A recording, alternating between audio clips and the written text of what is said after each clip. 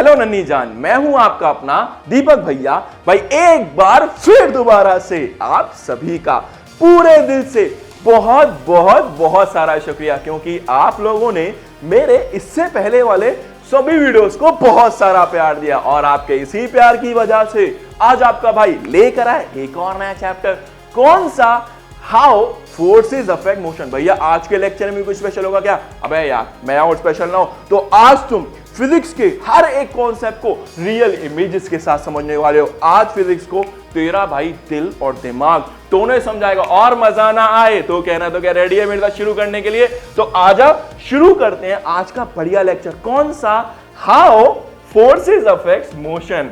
भाई लेक्चर में आगे बढ़ने से पहले मैं तुम्हें एक बात क्लियर कर देता हूं। देखो यार होता क्या है, मेरे पास ना बहुत सारे कमेंट्स आते हैं लेकिन वो कुछ ही कमेंट्स मेरे को दिखाई देते हैं। तो अगर तुम्हें लग रहा है कि भाई का कमेंट जो तुमने किया उसका रिप्लाई नहीं दिया तो मैं नीचे ना इंस्टाग्राम आईडी डिस्प्ले कर दे रहा हूं। तुम्हें जो भी प्रॉब्लम है भाई तुम मुझे ना यहाँ पे जाके कमेंट कर देना, मैं तुम्हारी हेल्प करूंगा। बहुत सारे बच्चे इंस्टाग्राम पे मेरे साथ जुड़ चुके हैं और वो क्या करते हैं, अपनी कोई भी प्रॉब्लम होते हैं शेयर करते हैं। देख जितना पॉसिबल हो पाता है मैं उतनी उनकी हेल्प कर देता हूं। बाकी भाई लेक्चर डिले क्यों हुआ, लेक्चर किसने आज मेरे से बोला है कि किसकी स्पेशल डिमांड है, वो सारी बातें मैं थोड़ी देर के बाद करूंगा। ठीक है, इंटरवल के बाद ऐसे समझ ले। तो बीच में एक इंटरवल आएगा, ब्रेक आएगा, तब मैं तुमसे वो बातें करूंगा। ठीक है भाई, तब बताऊंगा कि लेक्चर मंडे को आना चाहिए था, ट्यूसडे को आना चाहिए था, बट वेडनेसडे को क्यों आया, सारी प्रॉब्लम शेयर करूंगा। ठीक है, तो अभी शुरू करते हैं लेक्चर को। कौन सा? How forces affects motion. भाई बहुत ध्यान सुनियो, बहुत इजी वे में पढ़ा दूंगा फिजिक्स को। और अगर आज के बाद ये तेरा सबसे फेवरेट सब्जेक्ट ना बन जाए तो बोलियो मेरे को। ठीक है, ऐसा पढ़ाऊंगा मास्टर को फील लेकर। देख भाई मैं इसमें क्या करूंगा, देख मेरे से ना बहुत बच्चे बोल रहे हैं कि भैया आप ना टेक्निकल लैंग्वेज जो लैंग्वेज है ना ये अच्छी यूज नहीं कर रहे। भाई देख अगर मैं तेरे को प्रोफेशनल ऑफिशियल लैंग्वेज यूज करके दे दूं ना, तेरे को फिजिक्स कुछ ना समझ में आने वाली। सच्चाई बता रहा हूं बेटा, सच्चाई बता रहा हूं, क्योंकि तुम लोग 8 से 9th में आए हो। अगर मैंने वो 12th वाली, मैं 12th को भी पढ़ाता हूं, अगर मैंने वो 12th वाली लैंग्वेज यूज कर दी, ठीक है, सारी टेक्निकल टर्म्स यूज कर दी, कुछ समझ नहीं आएगा, कुछ समझ नहीं आएगा, क्योंकि 8th के बाद 9 में बहुत बड़ा गैप आ गया इस बार। तो मैं क्या कर रहा हूं, तुम लोगों के लिए वो लैंग्वेज यूज कर रहा हूं, लेमन की लैंग्वेज यूज कर रहा हूं, क्योंकि मुझे फिजिक्स समझानी नहीं है, फिजिक्स तेरे दिल और दिमाग में उतारनी है।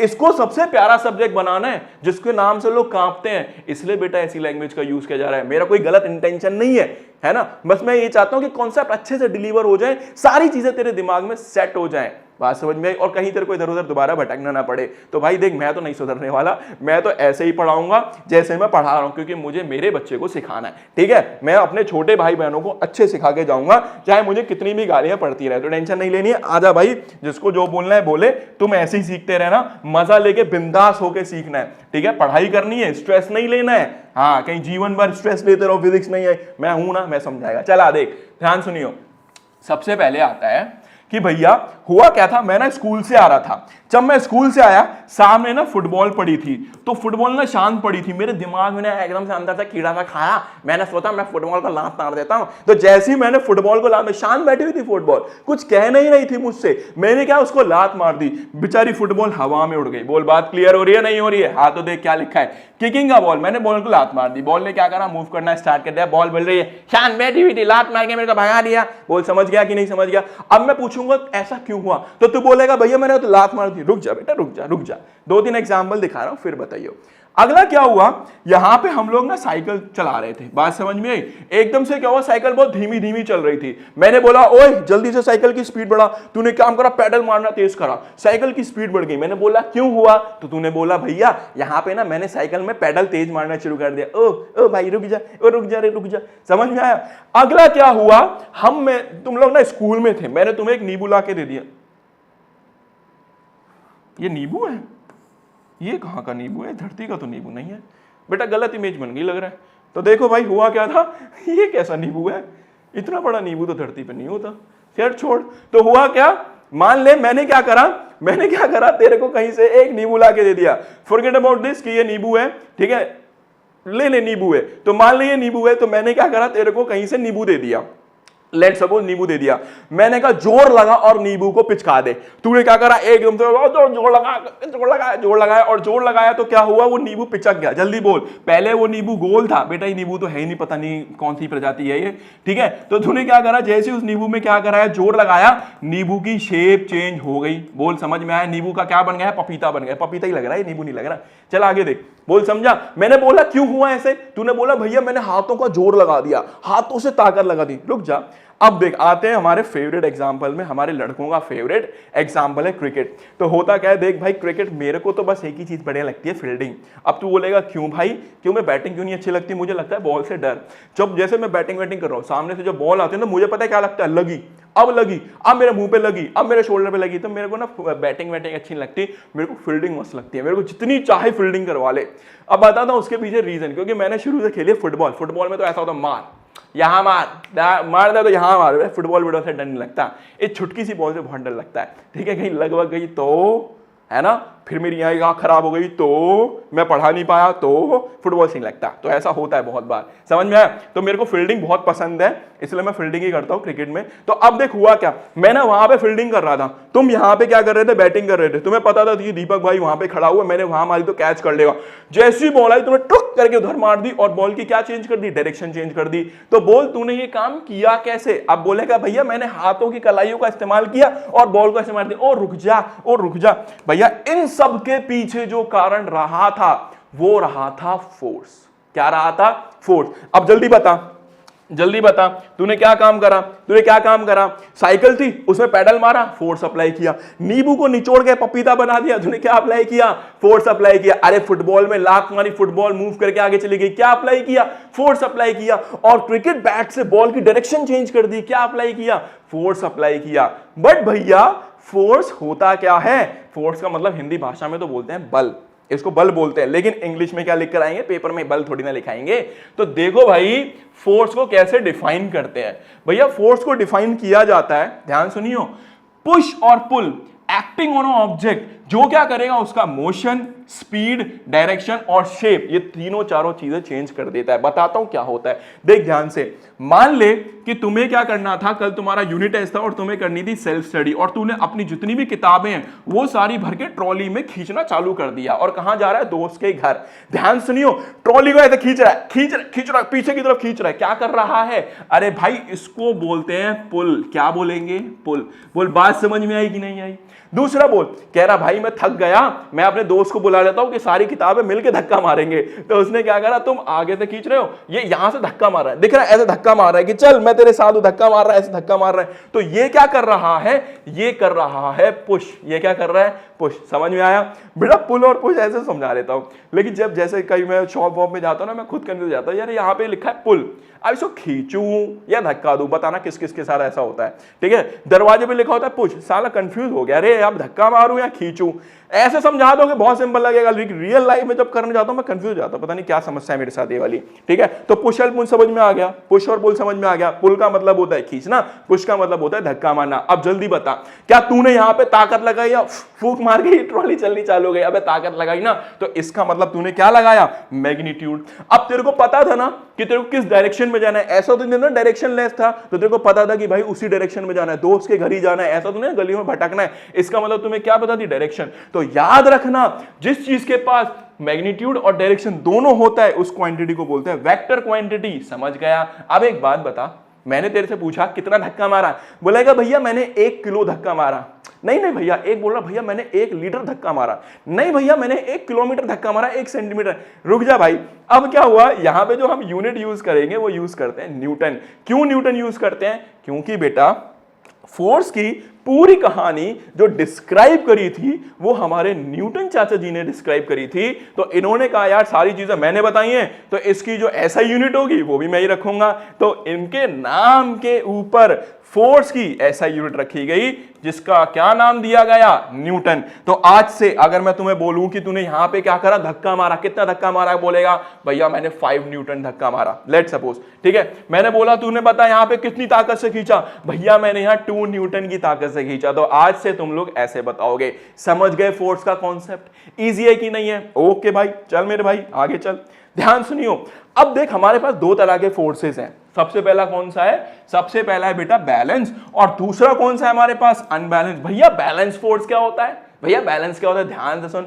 हुआ क्या था, ये बीच में ना हमने लाइन खींच दी, समझ पा रहा है? ओके। इन सबने मिलके यहां पे फोर्स लगाया 5 न्यूटन, इन सबने मिलके यहां पे फोर्स लगाया 5 न्यूटन। बता रस्सी कहीं जाएगी? अरे बीच में टिक जाएगी ना, इधर से 5 न्यूटन से खींच रहा है, उधर से 5 न्यूटन से खींच रहा है, कहीं जा ही नहीं रही है, रस्सी बीच में अड़ी हुई है। कहने का मतलब दोनों इक्वल एंड ऑपोजिट है, और जब इक्वल ऑपोजिट है तो दोनों एक दूसरे को कैंसिल कर रहे हैं, और रस्सी देख कहां पे है? अरे बीच में है। इस टाइप के फोर्स को बोलते हैं बैलेंस। क्या बोलेंगे? बैलेंस। अब क्या हुआ, ये हमारे दीपक भैया की टीम है, ये पता नहीं किसकी टीम है, ठीक है, हटाओ इसको। तो एकदम क्या हुआ, हमारे दीपक भाई के जितने ही बच्चे हैं, जितने भी मेरे भाई छोटे भाई बहन है, सारे आगे। मैंने कहा सामने वाली टीम को हराना है, तो उसने क्या करा, इन्होंने भी फोर्स लगाए, इन्होंने भी फोर्स लगाए। मान ले इन्होंने 5 न्यूटन लगाए, इन्होंने कितना लगा दिया? 10 न्यूटन। बता फोर्स इक्वल है? नहीं है। कौन ज्यादा है? हमारा वाला फोर्स ज्यादा है। हमने क्या करा, एकदम से रस्सी खींची, खदेड़ के धर ले आए सभी को। बोल समझ में आ रहा है कि नहीं आ रहा है? तो इस टाइप के फोर्स को बोलेंगे अनबैलेंस फोर्स। समझ गया? एक बात बता, क्या बैलेंस फोर्स में कुछ हो रहा था? क्या कोई मोशन चेंज हो रहा था? क्या कोई पोजीशन चेंज हो रही थी? क्या कुछ चेंज हो रहा था? नहीं हो रहा था। तो बैलेंस फोर्स की वजह से, याद रखना बेटा, बैलेंस फोर्स की वजह से कोई भी स्टेट में चेंज नहीं आता। लेकिन जब यहां पे मैंने अनबैलेंस फोर्स लगाया, अब खदेड़ के उधर ले आए ना, इनका जो मोशन था वो चेंज कर दिया ना हमने। पहले इधर बैठे थे, हमने इनकी स्पीड चेंज कर दी, आ जाओ, तो खींच के ले आए एकदम। समझ रहे? तो ध्यान रखियो, ध्यान रखियो, फोर्स आर अनइक्वल। ओके भाई, समझ गए। नेट फोर्स जो था यहां पे 0 नहीं था, कुछ ना कुछ तो था भाई, समझ गए। Change the state of motion, तो जो हमारे पास अनबैलेंस फोर्स होता है वो क्या करता है? किसी भी स्टेट को चेंज कर देता है। समझ पा रहा है? अब यहां ध्यान दे भाई, यहां पे देख फोर्सेस जो थे वो इक्वल थे ना ऑपोजिट थे। फोर्स यहां पे 0 था, और यहां पे कोई भी स्टेट में चेंज नहीं हो पा रहा था। आई बात समझ में? बैलेंस अनबैलेंस कॉन्सेप्ट क्लियर है? बहुत छोटा चैप्टर है, बहुत छोटा, न्यूमेरिकल भी कराऊंगा, टेंशन नहीं लेनी है, मजे से पढ़ाऊंगा, ठीक है। अगला देख, ध्यान सुन। अब क्लासरूम में जब हम लोग दोस्त के साथ, जैसे क्लास में है ना, बहुत सारे बच्चे बैठे हुए हैं, तो अपनी ताकत को आजमाने के लिए टेबल के ऊपर कहते हैं आजा पंजा लड़ाते हैं। तो हुआ क्या, यहां पे हमारे 2 शेर तैयार हो गए। एक शेर ने क्या करा, उधर से ताकत लगा रहे, देख, एक शेर इधर से ताकत लगा रहे हैं, एक शेर इधर से ताकत लगा रहे हैं। अभी पंजा बीच में है, बीच में, इसका मतलब बैलेंस बैलेंस बैलेंस। अभी बेचारा थक गया, एकदम से क्या उसने मारा पटक के इधर, तो क्या हुआ, ये फोर्स ज्यादा हो गया, ये फोर्स कम हो गया, पटक के इधर मार दिया। बता कौन सा फोर्स हुआ? अनबैलेंस। समझ रहा है? अगर बैलेंस होगा तो कोई नहीं जीतेगा ना कोई हारेगा। तो यहां पे क्या हुआ? अनबैलेंस। भाई अनबैलेंस करना पड़ेगा, तभी एक जीतेगा, तभी दूसरा हारेगा, है ना। चल अब करते न्यूमेरिकल। एनसीईआरटी बहुत टफ लगता है ना तेरे को? बहुत टफ लगता है ना? अभी देख कितना मजा आने वाला है, ध्यान सुनियो। छोड़ क्वेश्चन हटा, मेरे को बोल रहे हैं कि बता टोटल फोर्स कितना और ये किस दिशा में जाएगा। ये राइट है, ये लेफ्ट है। बोल इधर से एक आदमी लगाया 10 न्यूटन, इधर लगाया 16। बोल टोटल फोर्स कितना हुआ? अरे 10 + 6 कितना हुआ बेटा? 16 न्यूटन हुआ। बता बॉक्स किधर भागेगा? इधर से कुछ लग ही नहीं रहा है, सारा फोर्स इधर से लग रहा है, तो बॉक्स किधर भागेगा? जल्दी बोल। अरे राइट में भागेगा। सिंपल है कि नहीं है? आ जा इधर से देख, इधर से एक आदमी ने फोर्स लगाया 10, इधर से एक आदमी ने लगाया 6। बोल टोटल फोर्स कितना हुआ? 10 - 6 कितना हुआ? 4 न्यूटन। तो बेटा इसका 4 न्यूटन फोर्स ज्यादा है ना? अब बता 4 न्यूटन ज्यादा है, इधर से 4 न्यूटन ज्यादा है, तो बॉक्स कहां भागेगा? बॉक्स राइट में भागेगा। तो बॉक्स कहां भागा? राइट में। समझ में पा रहे हैं? समझ में आ रहा है? बहुत सिंपल है, बहुत सिंपल है, फील लेके पढ़ियो। अब देख, मान ले इधर से एक आदमी लगाया 6 न्यूटन, इधर से एक आदमी लगाया 10 न्यूटन। बोल बेटा कितना चेंज आ रहा है? 10 - 6 कितना आ रहा है भैया? 4 न्यूटन। भैया इधर से 4 न्यूटन ज्यादा है, तो इस बार बॉक्स कहां पे आएगा? अरे इस बार बॉक्स लेफ्ट में आएगा कि नहीं आएगा? कितना सिंपल क्वेश्चन है, कितना सिंपल क्वेश्चन है। ये बैलेंस अनबैलेंस का क्वेश्चन था, ठीक है भाई। अब ध्यान से, अब आ रही है रियल फिजिक्स, मजेदार। बैलेंस अनबैलेंस कॉन्सेप्ट बहुत सिंपल था, बहुत सिंपल। अब देख हमें क्या करना है, टाइप ऑफ फोर्सेस के बारे में समझना है। तो बेसिकली हमारे पास ये कुछ टाइप के फोर्स है, कौन कौन से? Gravitational, buoyancy, rotational, friction, magnetic, electrostatic, nuclear. ठीक है, अब देख तेरे को मैं बता देता हूं, मैग्नेटिक नहीं पढ़ना, ठीक है, तेरे को इलेक्ट्रोस्टैटिक 12th में पढ़ना है, न्यूक्लियर फोर्स भी 12th में पढ़ना है। तेरे को आज जो पढ़ना है, रोटेशन पढ़ना है, बॉयंसी पढ़ना है, ग्रेविटेशन पढ़ना है और सिर्फ फ्रिक्शनल पढ़ना है, बाकी अभी नहीं पढ़ने, बाकी 12th में पढ़ाऊंगा, ठीक है। टेंशन मत ले, 12th में भी साथ रहूंगा, 10th को तो पढ़ाऊंगा ही पढ़ाऊंगा, 12th में भी साथ रहूंगा, कहीं नहीं जा रहा मैं तेरे को छोड़ के। हाँ कहीं बोले भाई बस 9th को पढ़ा के, नहीं, आ जा। सबसे पहला कौन सा? ग्रेविटेशन। जल्दी बता ग्रेविटेशन क्या होता है, ध्यान सुनियो। मान ले अर्थ है, अर्थ के ऊपर बहुत सारे ऑब्जेक्ट हवा में उड़ रहे हैं, क्या पृथ्वी हर ऑब्जेक्ट को सेम फोर्स से नीचे खींचती? अरे छोड़, सेम फोर्स हटा, क्या पृथ्वी हर ऑब्जेक्ट पे कोई फोर्स लगाती है जिससे वो, अबे ये देख मार्कर है, मैंने छोड़ा, कहां गया? नीचे गया। क्यों? क्योंकि किसने फोर्स लगाया?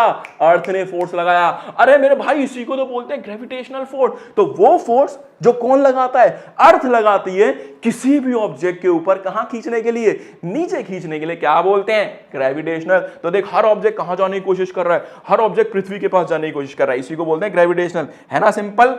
आजा, अब ध्यान से सुनियो, आज तेरे मन का एक वहम तोड़ने वाला हूं, ठीक है? और ये बात याद रखना, ये बात तुम्हें हर इंसान को समझानी है कि ये क्या चीज थी, ठीक है? आज से पहले उनको ये बातें नहीं पता है। ध्यान सुनियो, ध्यान से।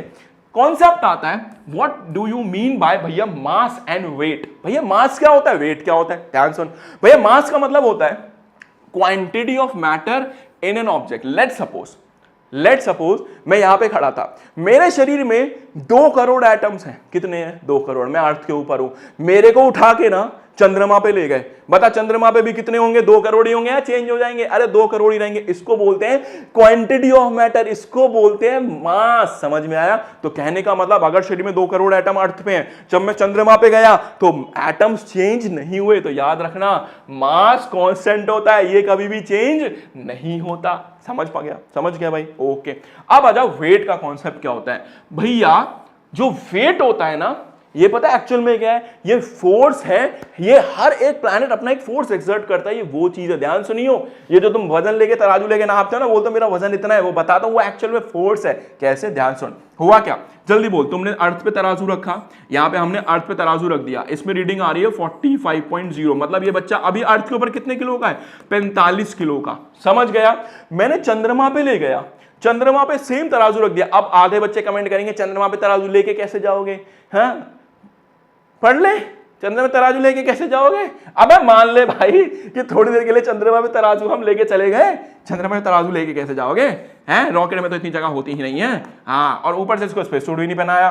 भैया ये तो बहुत गलत बात है, भाई साहब पढ़ लो यार, क्यों ऐसी फिरकी ले रहे हो यार मेरी? तो अब देखो क्या हुआ, मान लो कि हम लोग क्या करते हैं, उसी तराजू को कहां लेके चले जाते हैं? चंद्रमा पे लेके चले जाते हैं। और जब हम चंद्रमा पे लेके गए तो चंद्रमा पे हमने देखा इसका जो यहाँ पे वेट है वो थोड़ा सा कम हो गया।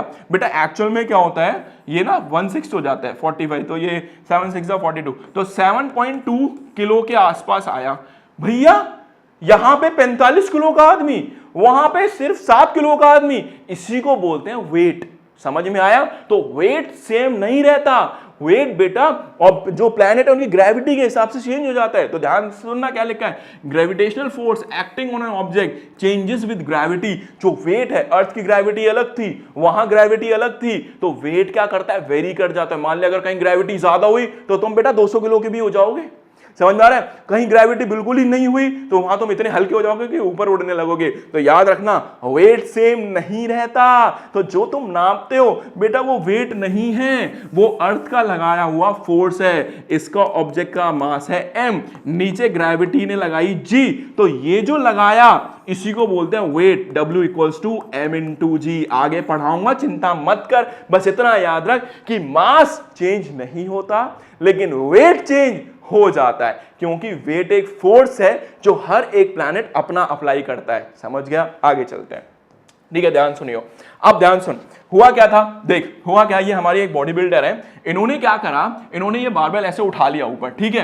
अब क्या हुआ, यहां पर जल्दी बोल, नीचे क्या लग रहा है? नीचे क्या लग रहा है? Gravitational force. कौन सा लग रहा है? ग्रेविटेशनल। कहां खींच रहा है इसको? नीचे खींच रहा है। इन्होंने क्या करा, ऐसे जोर लगाया और बारबेल को कहां उठा दिया? ऊपर उठा दिया। तो बेटा एक बात बता, अगर इनको ऐसे ऊपर होल्ड करके रखना है तो इन्होंने कहां से फोर्स लगाया? अपनी मसल से। बारबेल पे फोर्स कहां लग रहा है? नीचे, ग्रेविटी। तो ध्यान से सुनियो क्या लिखा हुआ है, वेट लिफ्टर ने अपवर्ड मस्कुलर फोर्स लगाया, मसल से फोर्स लगाया, और नीचे क्या लग रहा है? डाउनवर्ड ग्रेविटेशनल फोर्स लग रहा है। और अगर ये ऐसे खड़े हुए हैं, ग्रेविटी नीचे खींच रही है, मैं ऊपर खींच रहा हूं, कहीं जा नहीं रहा है बारबेल, तो बता बैलेंस है अनबैलेंस है? अरे बैलेंस फोर्स है ना, बारबेल एक जगह रुक गया, इसने इसको कैंसिल कर दिया, तो ये कैसा फोर्स हो गया बेटा? ये हमारा बैलेंस फोर्स हो गया। कैसा हो गया? Balance force. इजी है कि नहीं है? बहुत सिंपल है, बहुत सिंपल है, सच्ची बता रहा हूं। अब ध्यान से सुन हुआ क्या था, जल्दी बता। बॉयंस क्या होता है, बॉयंस फोर्स क्या होता है, ध्यान सुनिए। मान ले ये मैंने क्या रख दी, बॉल रख दी, ये एक बकेट में रख दी, इस बकेट में वाटर फिल था। जल्दी बोल, क्या ग्रेविटी इस बॉल को नीचे खींचना चाह रही है, खींचना चाह रही है कि नहीं चाह रही है? अब है जो ग्रेविटेशनल फोर्स है वो कहां लग रहा है, नीचे, लेकिन अंदर क्या भरा हुआ है, पानी। वो पानी कह रहा है मैं तुझे नीचे नहीं जाने दूंगा, मेरा मन नहीं कर रहा नीचे जाने का। तो पानी ने क्या करा, बॉल के ऊपर फोर्स लगाना चालू कर दिया, जिसकी वजह से बॉल फ्लोट कर रही है, और इसी को बोलते हैं बॉयंट फोर्स। तो बॉयंट फोर्स किसने लगाया, वाटर ने लगाया। किसके ऊपर लगाया, बॉल के ऊपर लगाया, ताकि वो इजीली क्या कर सके, अरे मेरे भाई इजीली वो फ्लोट कर सके, इजीली वो फ्लोट कर सके। समझ में आया या नहीं आया? तो याद रखना, ये जो वाटर है इसने लगा दिया ऊपर, इसको बोलते हैं बॉयंट फोर्स। ठीक है, बॉल के ऊपर जो धरती लगा दी उसको बोलते हैं ग्रेविटेशनल फोर्स। सिंपल सिंपल, एकदम मस्त। आजा, अब देखते हैं रोटेशनल फोर्स। रोटेशनल फोर्स क्या होता है, ध्यान लगा, ध्यान से सुन। तूने साइकिल चलाई है, जब तुम साइकिल चलाते हो और जब तुम्हें मुड़ना होता है तो क्या करते हो, उस हैंडल को भी नोटिस करियो। जब उसको मोड़ते हैं ना तो ऐसे मोड़ते हैं, इधर से हाथ आगे लगाते हैं और इधर से पीछे खींचते हैं। ऐसा नहीं है ऐसे उंगली से तो घुमा देते हैं। ठीक है, जब भी साइकिल चलाते हैं तो इधर से ऐसे धक्का मारते हैं और इधर से, कहने का मतलब इस तरीके से फोर्स एक एंगल पे लगता है। कहता है एंगल पे, ये तो बात हजम नहीं हुई। देख ध्यान से, अगर मान ले मैंने यहां से एक स्ट्रेट लाइन खींच दी, जल्दी बोल, क्या यहां एक एंगल बन रहा है, क्या यहां एक एंगल बन रहा है? तो याद रखना कि भैया जब भी कभी हम रोटेशनल फोर्स की बात करते हैं वहां फोर्सेस कैसे लगते हैं, एक सर्टेन एंगल पे लगते हैं। और जब कोई फोर्स एंगल पे लगता है तो उसकी वजह से कोई भी चीज क्या करती है, घूमनी चालू कर देती है, रोटेशन आ जाती है। समझ गया? तो इसी को बोलते हैं रोटेशनल फोर्स। तो बहुत सिंपल भाषा में लिखा भी हुआ है, ध्यान सुनियो। Forces do not always act on same line, same line में नहीं लगता। ठीक है भाई, समटाइम फोर्स एंगल पे लगता है, जिसकी वजह से टर्न हो जाता है, जिसको बोलते हैं rotation. Example, turning a door handle, rotating a water tap and turning a bicycle handle. बहुत सारी चीजें लिखी हुई है। ठीक है, बहुत सारे सिंपल एग्जांपल है, समझ गया है ना, सिंपल। अब नेक्स्ट कॉन्सेप्ट की तरफ बढ़ते हैं, कौन सा, फ्रिक्शन। और भाई मुझे लगता है कि मेरा कैमरा एक बार फिर हो गया हीट, तो मुझे 5 मिनट देना भाई, मैं कैमरा कर लेता हूं चार्ज और स्टार्ट करते हैं फिर हमारा कौन सा फोर्स, फोर्स ऑफ फ्रिक्शन। ठीक है, बस 5 मिनट देने, जाना नहीं है, आ रहा हूं, फिर यही से पढ़ाता हूं। ठीक है भाई, तो फाइनली भाई कैमरा हो गया चार्ज। आ जाओ एक बार दोबारा समझते हैं अपना अगला कॉन्सेप्ट, कौन सा, फ्रिक्शन। जैसे समझा रहा हूं उसी हिसाब से समझियो, एक्स्ट्रा दिमाग नहीं लगाना। समझ में आ गया? नहीं तो फ्रिक्शन इतना कंफ्यूज हो जाएगा ना कि परेशान हो जाएगा। फ्रिक्शन होता क्या है, कहां लगता है, जितना स्टोरी बता रहा हूं उतना स्टोरी से याद रखना है। ध्यान सुन, हमारे पास क्या था, हमारे पास एक बच्ची थी, सामने उसके बहुत बड़ा सा बॉक्स रखा था और मैं उसको गाइड कर रहा था। मैंने कहा बेटा एक काम करो, इस बॉक्स को धक्का मार के आगे कर दो। तो बच्ची ने कहा ओके भैया। जैसे ही उसने बॉक्स में धक्का मारना शुरू करे, यहां से मार रही धक्का, इधर की साइड से, ध्यान रखियो, ऐसे धक्का मारना शुरू करा, वो बच्ची देख रही भैया बॉक्स आगे नहीं जा रहा भैया बॉक्स आगे नहीं जा रहा। तो मैंने क्या करा, बेटा थोड़ा और ताकत लगा। एकदम से उसने क्या करा, और ताकत लगाना शुरू करा, बॉक्स अभी भी आगे नहीं गया। मैंने कहा यार ऐसा कैसे हो सकता है।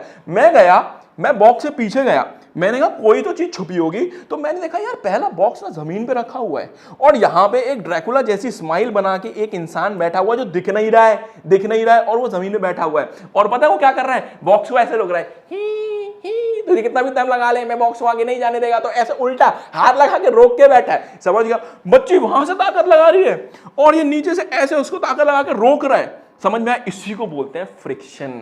समझ में आ गया? तो फ्रिक्शन एक वो फोर्स है जो मोशन को होने से रोकता है। समझ गया बेटा? और ये फोर्स की ऑपोजिट डायरेक्शन में लगता है, मतलब जहां आप फोर्स लगाओगे फ्रिक्शन उसके ऑपोजिट डायरेक्शन में लगता है। अरे समझ में आया? अरे समझ में आया? इतनी नौटंकी करनी पड़ती है एक छोटी सी समझाने के लिए। समझ गया? तो फ्रिक्शन मोशन को होने से रोकता है। तो इसकी डेफिनेशन क्या होगी, ध्यान सुनियो। Friction is a force that opposes the motion. ये क्या है, एक ऐसा फोर्स है जो मोशन को ऑपोज करता है, मोशन को होने से रोकता है। अभी आगे चलो। अब बच्ची ने कहा भैया ये ना बहुत नालायक हो गया है, ये बॉक्स को आगे नहीं जाने दे रहा है, बहुत ताकत लगा रहा है। भैया मैं 5 न्यूटन का फोर्स लगा रही हूं तो ये 5 न्यूटन की फ्रिक्शन फोर्स पीछे से लगा रहा है, आगे नहीं जा रहा। मैंने कहा बेटा ले बजरंग बली का नाम और मार धक्का बॉक्स में। अब लिया उसने, जय बजरंग बली, मारा बॉक्स में धक्का पड़ाक से। फ्रिक्शन के ऊपर, इसकी स्माइल के ऊपर कुचल के निकल गए। इसने फोर्स कर दिया 10 न्यूटन, ये अभी भी 5 ही न्यूटन लगा रहा है, ये बॉक्स खिसक के चला गया। ए समझ गया रे? तो ध्यान सुनियो। अब एक बात बता, मान ले थोड़ी देर के लिए ये जो बॉक्स है ना, ये जो बॉक्स है ये हमारा खुरदुरे सरफेस पे रखा है, तो जल्दी बता ताकत ज्यादा लगानी पड़ेगी।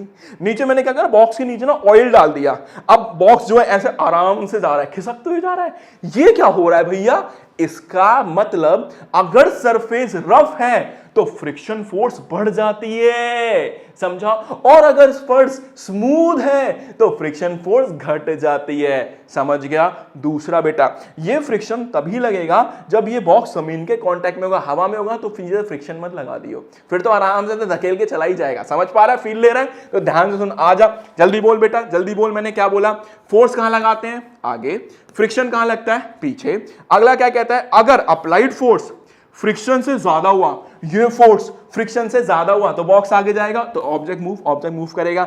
अप्लाइड फोर्स फ्रिक्शन से कम हुआ तो ऑब्जेक्ट मूव नहीं करेगा। अगला जो तेरे लिए बहुत मेन है, रफ सरफेस पे फ्रिक्शन ज्यादा होती है, अगर मैं खुरदुरा कर दूं, मट्टी में रख दूं तो बॉक्स नहीं जाएगा बेटा, बच्चे को बहुत ताकत लगानी पड़ेगी, बहुत ज्यादा, ठीक है। और वहीं पे अगर मैं फर्श को स्मूथ कर दूं, यहां नीचे क्या लगा दूं, पहले टाइल लगा दूं, टाइल के ऊपर ऑयल डाल दूं, अब बच्ची आराम से ऐसे एक उंगली से करके ले जा सकती है बॉक्स को। समझ पा रहा है, समझ पा रहा है, तो ध्यान रखियो, इसमें हो गया लेस फ्रिक्शन। अरे इजी है कि नहीं है, सच्ची सच्ची बोल, इजी है कि नहीं है, आई बात समझ में।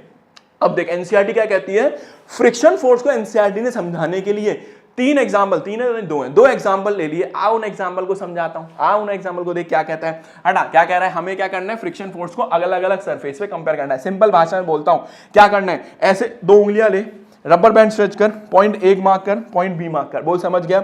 ए पॉइंट मार्क करा, बी पॉइंट मार्क करा और एक सी पॉइंट मार्क कर ले। सी पॉइंट में क्या करना है, देखिए ध्यान से, ये डायग्राम थोड़ा सा उल्टा बन गया है। ए पॉइंट बी पॉइंट ऐसे रखा और तुझे क्या करना है, ऐसे सिक्के रख लेने हैं बहुत सारे। सिक्के रखने के बाद रबर बैंड को पीछे करना है, ये रबर बैंड पीछे है और ये पॉइंट कौन सा है, सी। जैसे खींच के यहां लाया, जैसे देख ऐसे खींच के यहां लाया, सिक्के आगे रखे हुए, एकदम से रबर बैंड को छोड़ दे, जैसे ही छोड़ेगा सिक्के आगे जाएंगे, बोल सिक्के आगे जाएंगे। अब जैसे सिक्के आगे जाएंगे, पहला तुझे ये काम करना है, किस पे, वुडन सरफेस, लकड़ी पे करना है। अगला ये काम करना है लैमिनेटेड, लैमिनेटेड का मतलब वहां पे थोड़ा सा ना स्मूथ हो जाएगा। और अगला करना है टाइल्स पे, टाइल्स और स्मूथ हो जाएंगी। और कह रहा है जहां जहां जाके रुकेंगे ना, वहां पे तुझे क्या करना है, पोजीशन मार्क करनी है, वहां पे क्या करना है, पोजीशन मार्क करनी है। और पता लगाना है कि बता किस में सिक्के ज्यादा दूर रुके, किस में सिक्के कम रुके। जल्दी बोल। वुडन सरफेस थोड़ा सा खुरदुरा होगा तो जब सिक्के जाएंगे ज्यादा दूर नहीं जाएंगे, लेकिन लैमिनेटेड में थोड़े सिक्के ज्यादा दूर जाएंगे और टाइल्स में सिक्के ज्यादा दूर जाएंगे। तो भाई हमने क्या कंक्लूड किया, हमने ये कंक्लूड किया वुडन सरफेस, भाई लकड़ी थी, नीचे खुरदुरा था, तो उसमें क्या हुआ, फ्रिक्शन ज्यादा लगी, कौन सी डिस्टेंस ट्रैवल कम करा। ये समझ गया, अभी समझाया। लैमिनेटेड में उसने थोड़ा सा ज्यादा डिस्टेंस ट्रैवल कर, क्योंकि सरफेस स्मूथ हो गया, फ्रिक्शन कम हो गई। अगला क्या है, मार्बल लगा दिया तो मैक्सिमम डिस्टेंस ट्रैवल करा, क्योंकि फ्रिक्शन बहुत कम हो गई। है ना सिंपल, ए भाई मजा आया रे। अगला बोल, कंक्लूजन क्या निकाला, रफ सरफेस पे मोर friction, less distance travel. Rough surface होगा तो फ्रिक्शन ज्यादा हो जाएगी, दूर ज्यादा नहीं जा पाएगा। स्मूथ सरफेस, सरफेस चिकना हो गया, फ्रिक्शन कम हो गई, ऑब्जेक्ट धड़ाधड़ मूव कर रहा है, बहुत आगे तक जाएगा, कॉन्सेप्ट खत्म। सिंपल है कि नहीं है, सिंपल है कि नहीं है, बहुत सिंपल, ये हमने कंक्लूड कर दिया। चल आगे देख। अगला फ्रिक्शन को समझाने के लिए एनसीईआरटी ने क्या एग्जांपल लिया, एनसीईआरटी ने बोला कि तुझे क्या करना है, वही सेम काम करना है, तीन सरफेस रखने हैं, वुडन, लैमिनेटेड और टाइल। इस लकड़ी के बॉक्स को एक बार लकड़ी पे रख दे, वुडन पे रख दे, और यहां पे क्या कर, ऐसे हमारे यहां स्प्रिंग बैलेंस लगा दे जो हमारा फोर्स मेजर करेगा, और यहां से खींचना चालू कर। जल्दी बता, क्या लकड़ी पे वो आराम से मूव करेगा, नहीं करेगा। क्यों, क्योंकि बेटा फ्रिक्शन लग रहा है, क्योंकि लकड़ी पे फ्रिक्शन ज्यादा है। तो जब मैं इसको लगाऊंगा, खींच रहा हूं, खींचनी ना, तो फोर्स की रीडिंग देख ज्यादा आएगी ना, क्योंकि मेरे को ज्यादा ताकत लगानी पड़ रही है। अब मैंने क्या करा, मैंने लकड़ी हटा के, इसी इमेज में समझा देता हूं क्योंकि दूसरी इमेज है नहीं, ठीक है। मैंने क्या करा, नीचे लकड़ी हटा के लैमिनेटेड कर दिया। जब मैंने लैमिनेटेड करा, मैंने तंग लगाई, हल्की सी लगाई, खिंच गया यार ये तो फोर्स मैंने हल्का लगाया। अब मैंने नीचे टाइल लगा दी, टाइल लगाते ही फ्रिक्शन क्या हो गया, वो मॉन्स्टर वाला फोर्स, फ्रिक्शन वाला क्या हो गया, कम हो गया ना। और जब फ्रिक्शन कम हुआ तो जल्दी पता, हल्के से फोर्स, ये तो खिंचा चला आ गया, कहने का मतलब फ्रिक्शन यहां पे क्या हो गया, कम हो गया। तो देख इससे हमने कंक्लूड क्या करा, बहुत सिंपल है भाई, बहुत सिंपल है, सच्ची बता रहा हूं, ध्यान सुनियो। स्मॉलर स्प्रिंग बैलेंस, रीडिंग क्या आई, रीडिंग छोटी आई, इसका मतलब फ्रिक्शन कम है। लार्ज स्प्रिंग बैलेंस, इसका मतलब फ्रिक्शन मोर है, समझ गया। अब हमने इसे क्या कंक्लूड करा, हमने बोला स्मूथ सरफेस, लाइक ये तुम्हें पता है। अब कंक्लूजन क्या लिया, लेस फ्रिक्शन फ्रिक्शन कम है, फ्रिक्शन कम है तो ऑब्जेक्ट ज्यादा दूर जाएगा, समझ गया। मोर फ्रिक्शन है तो ऑब्जेक्ट कम जाएगा, सिंपल। यही तो बात इतनी देर से हम समझ रहे हैं। अब आजा आगे, अब चलते हैं आगे। अब दिमाग लगाइयो, दिमाग लगाइयो, बहुत जरूरी है इस क्वेश्चन में दिमाग लगाना। सोचियो, ध्यान से सोचियो। देख, ये ऑब्जेक्ट पहले से ही मूव कर रहा है, ये ऑब्जेक्ट पहले से ही मूव कर रहा है, समझ में आया। ऑब्जेक्ट बढ़िया पहले से मूव करता हुआ आगे जा रहा है, मूव कर रहा है, मूव कर रहा है। ध्यान से सुनना है। क्या इसमें पीछे फ्रिक्शन लग रही होगी? हाँ भैया लग रही होगी। अब कह रहा है कि जितनी फ्रिक्शन लग रही है 5 न्यूटन की, उतना तुम फोर्स लगा दो 5 न्यूटन का। बॉक्स लेकिन पहले से मूव कर रहा है, बॉक्स ऐसे मूव कर रहा है, उसने पीछे से फोर्स लगाया 5 न्यूटन का, नीचे से फ्रिक्शन लग रही है 5 न्यूटन की। क्या इसने इसको कैंसिल कर दिया? हाँ भैया कर दिया। क्या बॉक्स अभी भी उसी स्पीड से मूव करता रहेगा? नहीं करता रहेगा। तो यही तो क्वेश्चन था, कह रहा था कि एक पर्सन है, वो क्या कर रहा है, मूविंग बॉक्स पे फोर्स लगा रहा है आगे, जो कि फ्रिक्शन फोर्स के बराबर है। तो बता, क्या बॉक्स आगे चल के रेस्ट में आएगा या मूव करता रहेगा? अरे भाई मूव करता रहेगा ना, अरे भाई लगातार मूव करेगा। क्यों करेगा? क्योंकि यहां से इसने इसको कर दिया कैंसिल। बॉक्स पहले से मूव कर रहा था तो अभी भी मूव ही करता रहेगा ना। ये समझा नहीं समझा? हाँ, अगर ये ज्यादा हो जाता, ये बढ़ जाता तो ऑब्जेक्ट रुक जाता। ठीक है भाई, खत्म हो गया सवाल, सिंपल। चल अब आगे देख। अब ये एक एक्स्ट्रा कॉन्सेप्ट है, अब तेरे को सारे कॉन्सेप्ट्स आ गए, ध्यान सुनियो। जल्दी बता, ये एक ऑब्जेक्ट, इस पे फोर्स कहां लगाया? राइट में। जल्दी बोल, फ्रिक्शन कहां लगा? लेफ्ट में। जल्दी बोल, इस बॉक्स को ग्रेविटी कहां खींचना चाह रही है? नीचे। कौन सा फोर्स लगा? ग्रेविटेशनल। अब एक बात बता, ध्यान सुन। मान ले ये अर्थ का सरफेस, अर्थ का सरफेस, अगर ग्रेविटेशनल फोर्स ज्यादा हो जाए तो बॉक्स नीचे धंसा आएगा, बड़ा बड़ा करके नीचे जमीन में चला जाएगा। लेकिन ऐसा तो नहीं हो रहा। इसका मतलब साफ है, जमीन क्या कर रही है? उसको रोकने के लिए ऊपर फोर्स लगा रही है ताकि ऑब्जेक्ट बैलेंस रहे। तो यहां पे कौन सा फोर्स लगा? नॉर्मल। कौन सा फोर्स लगा? नॉर्मल। तो जल्दी बोल, अप्लाइड फोर्स, फ्रिक्शन, ग्रेविटेशन, और ये सरफेस ने जो बॉक्स पे लगाया, कौन सा फोर्स लगाया? नॉर्मल। सरफेस ने बॉक्स पे जो फोर्स लगाया वो कौन सा फोर्स है? Normal, normal, normal force. ठीक है। अब बोलेगा भैया दिखते हैं क्या ये फोर्स? भाई दिखते नहीं, इनको फील किया जाता है। ठीक है, इनको महसूस कर सकते हैं। आ जाओ भाई, अब करते हैं फाइनली चैप्टर की दूसरी पार्ट की स्टार्टिंग। कौन सा? Newton's law of motion. तो न्यूटन लॉ ऑफ मोशन करेंगे।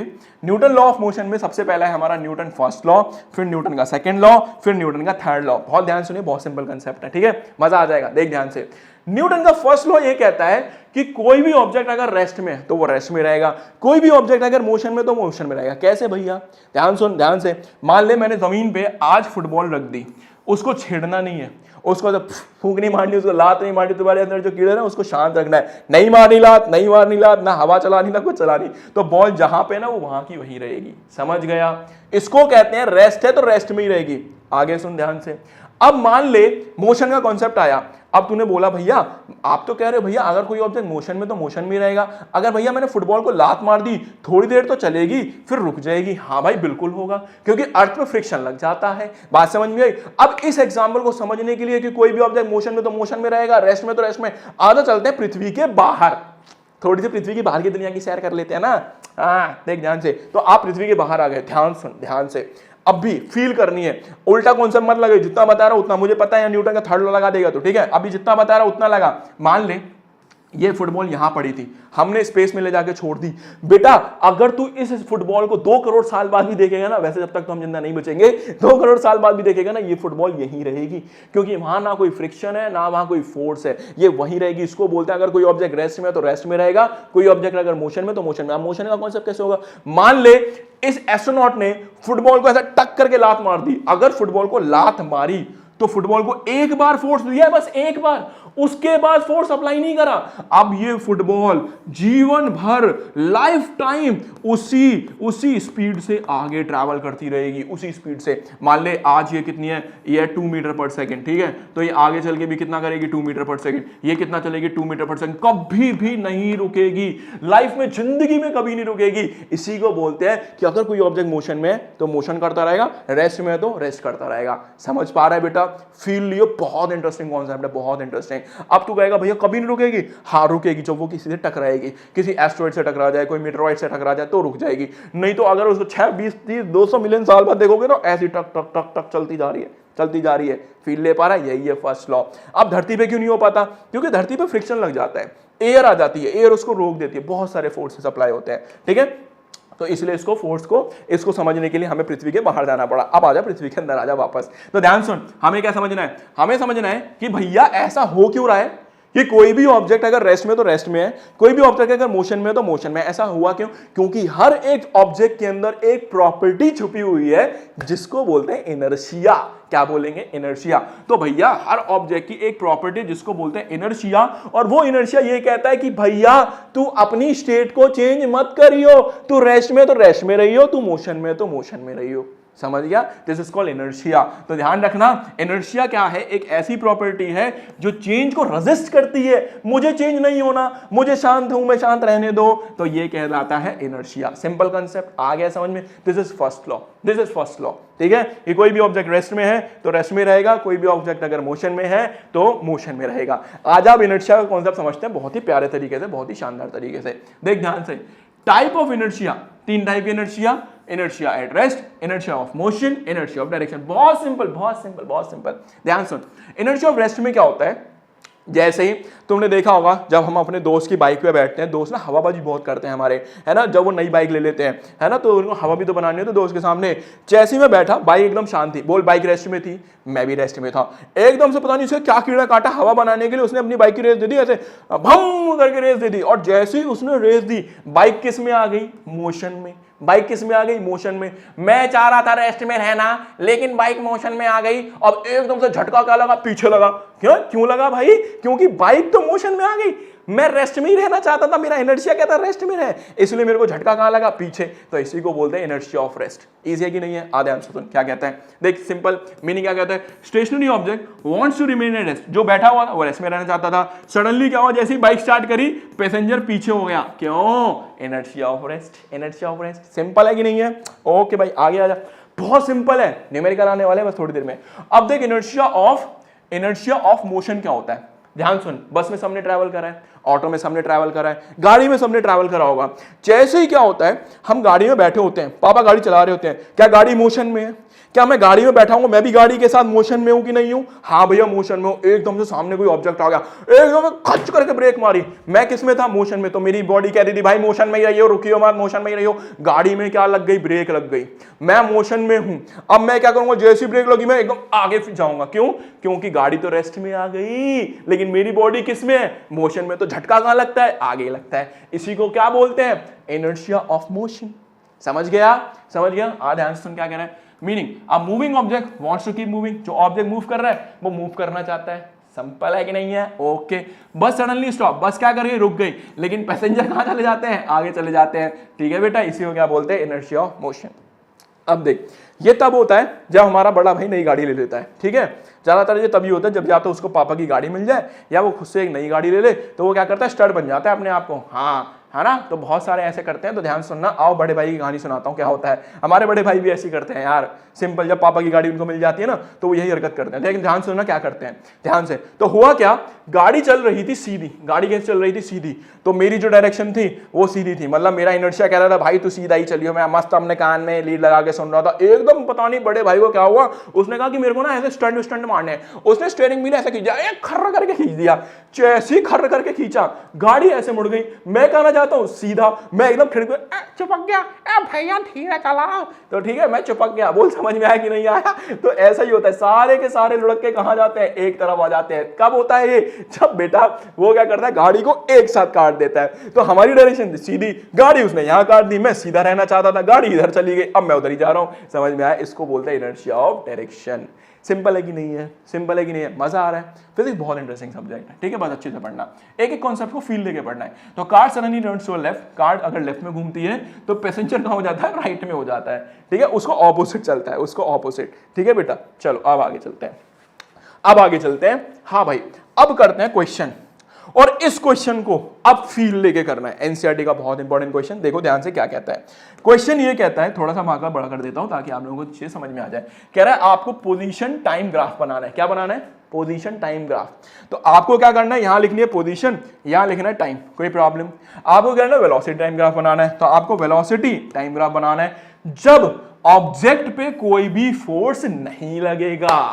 जब ऑब्जेक्ट पे कोई भी फोर्स नहीं लगेगा। ध्यान से सुनियो, ध्यान से।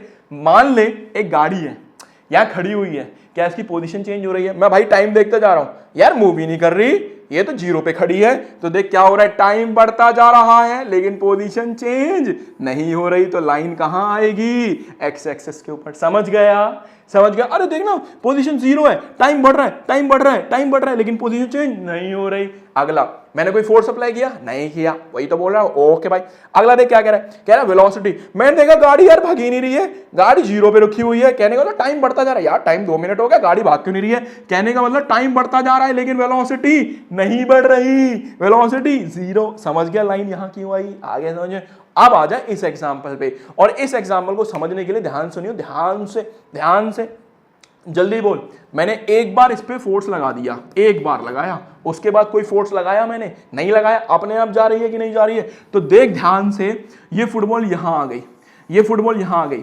बोल समझ में आया? टाइम कितना लगा? 1 सेकेंड। 1 सेकेंड में कितना आ गई? मान ले 4 मीटर। कितना आ गई? 4 मीटर। अगले 1 सेकेंड में कितना आ गई फिर से? क्योंकि बेटा एक बार फोर्स लगाया, एक बार लगाया, अगले 1 सेकेंड में फिर से कितना आई? 4 मीटर। जल्दी बोल, क्या अब मैं कोई फोर्स लगा रहा हूं? नहीं लगा रहा। क्या इक्वल डिस्टेंस कवर कर रही है, इक्वल इंटरवल ऑफ टाइम? तो देख, आजा भाई, पहला एग्जांपल देख। कहां? अबे चल बे, कहां चला गया? ध्यान से देख, ध्यान से देख। क्या यहां पोजीशन है? क्या यहां टाइम है? अब बता, क्या इसको थोड़ा सा करेंगे हम पतला, अब इसको करेंगे शुरू। देख यहां पे, देख पोजीशन, देख ये, देख पोजीशन, देख चेंज हो रही है समय के साथ। क्या इक्वल डिस्टेंस कवर कर रहा है, इक्वल इंटरवल ऑफ टाइम? मान लीजिए 1 metre 1 second, 2 metre 2 second, 3 metre 3 second, 4 metre 4 second, 5 metre 5 second. तो ये लाइन कैसी मिली? Straight line. और यहां पे भी मैंने फोर्स नहीं लगाया। आगे बात समझ में, आगे बात समझ में। अगला देख, क्या इसकी वेलोसिटी, क्या इसकी वेलोसिटी चेंज हो रही है?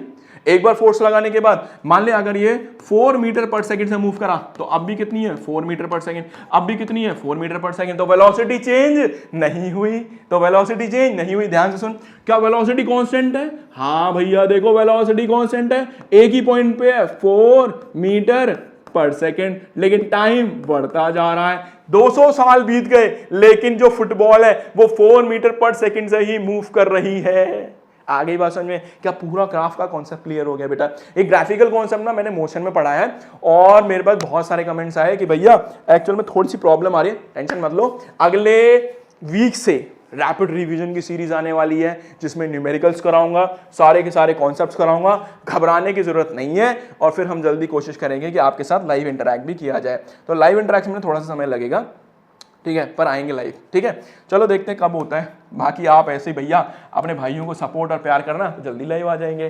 ठीक है, अब आ जाओ मोमेंटम का कॉन्सेप्ट समझते हैं कि भैया अगले कॉन्सेप्ट पे जाने से पहले न्यूटन का फर्स्ट लॉ निपट गया, न्यूटन का फर्स्ट लॉ गया, अब न्यूटन का सेकंड लॉ, फिर न्यूटन का थर्ड लॉ और चैप्टर साफ। अब देख, न्यूटन का सेकंड लॉ समझने के लिए पहले हमें समझना पड़ेगा मोमेंटम क्या होता है।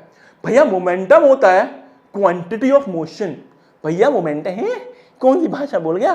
Quantity of motion. आज समझ, अभी रट्टा मारेगा मेरे कहने से, रट ले इस चीज को कि मोमेंटम को रिप्रेजेंट करते हैं बाया सिंबल P। किससे रिप्रेजेंट करेंगे? P से। ओके भैया, मैंने याद कर लिया।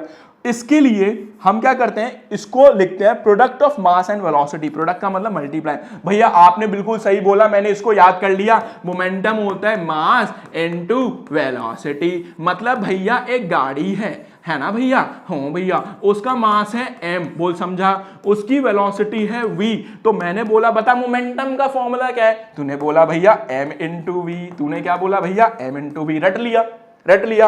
अब आता हूं मैं कॉन्सेप्ट पे कि एक्चुअल में ये है क्या मोमेंटम। तो मोमेंटम का मतलब है quantity of motion stored in a body, कि बॉडी में कितना मोशन स्टोर्ड है, कितना दूर तक में जाएगा और कितना पास तक में जाएगा। समझा? इसी को बोलते हैं क्वांटिटी ऑफ मोशन। ध्यान सुनिए भाई, अब देख क्या हुआ, ध्यान सुन। मान ली ट्रक है, ट्रक का वजन है 500 किलो। भाई बहुत ही कम है ये, है मान ले थोड़ी देर के लिए कितना है 500 किलो, और ट्रक चल रहा है 30 मीटर से 500। ध्यान सुनियो, मैं ट्रक हूं, थोड़ी देर के लिए मान ले मैं ट्रक हूं और मैं 30 से चल रहा हूं, 30 से चल रहा हूं। बोल समझ में आया? समझ में आया? अब क्या हुआ, अब क्या हुआ, मैं ट्रक हूं और मैं 60 चल रहा हूं। बोल समझ में आ रहा है? अब क्या हुआ, जल्दी बोल, जल्दी बोल। अगर मैं ब्रेक मारूंगा, अगर मैं ब्रेक मारूंगा तो ये ज्यादा दूर जाके रुकेगा। अबे यार ये ज्यादा दूर जाके रुकेगा, ये कहने का मतलब भैया इसमें मोशन ज्यादा स्टोर था। इसी को बोलते हैं क्या? मोमेंटम। समझ गया? इसका मास कितना है? 500, इसकी वेलोसिटी कितनी है 60, ज्यादा, तो ये ज्यादा दूर तक ज्यादा फिर गया, इसी को बोलते हैं क्वांटिटी ऑफ मोशन, कि कितना मोशन उसके अंदर स्टोर्ड होगा, इसी को क्या बोलते हैं मोमेंटम, इसी को क्या बोलते हैं मोमेंटम। समझ गया, बहुत सिंपल है, बहुत सिंपल, बहुत सिंपल, ठीक है बेटा।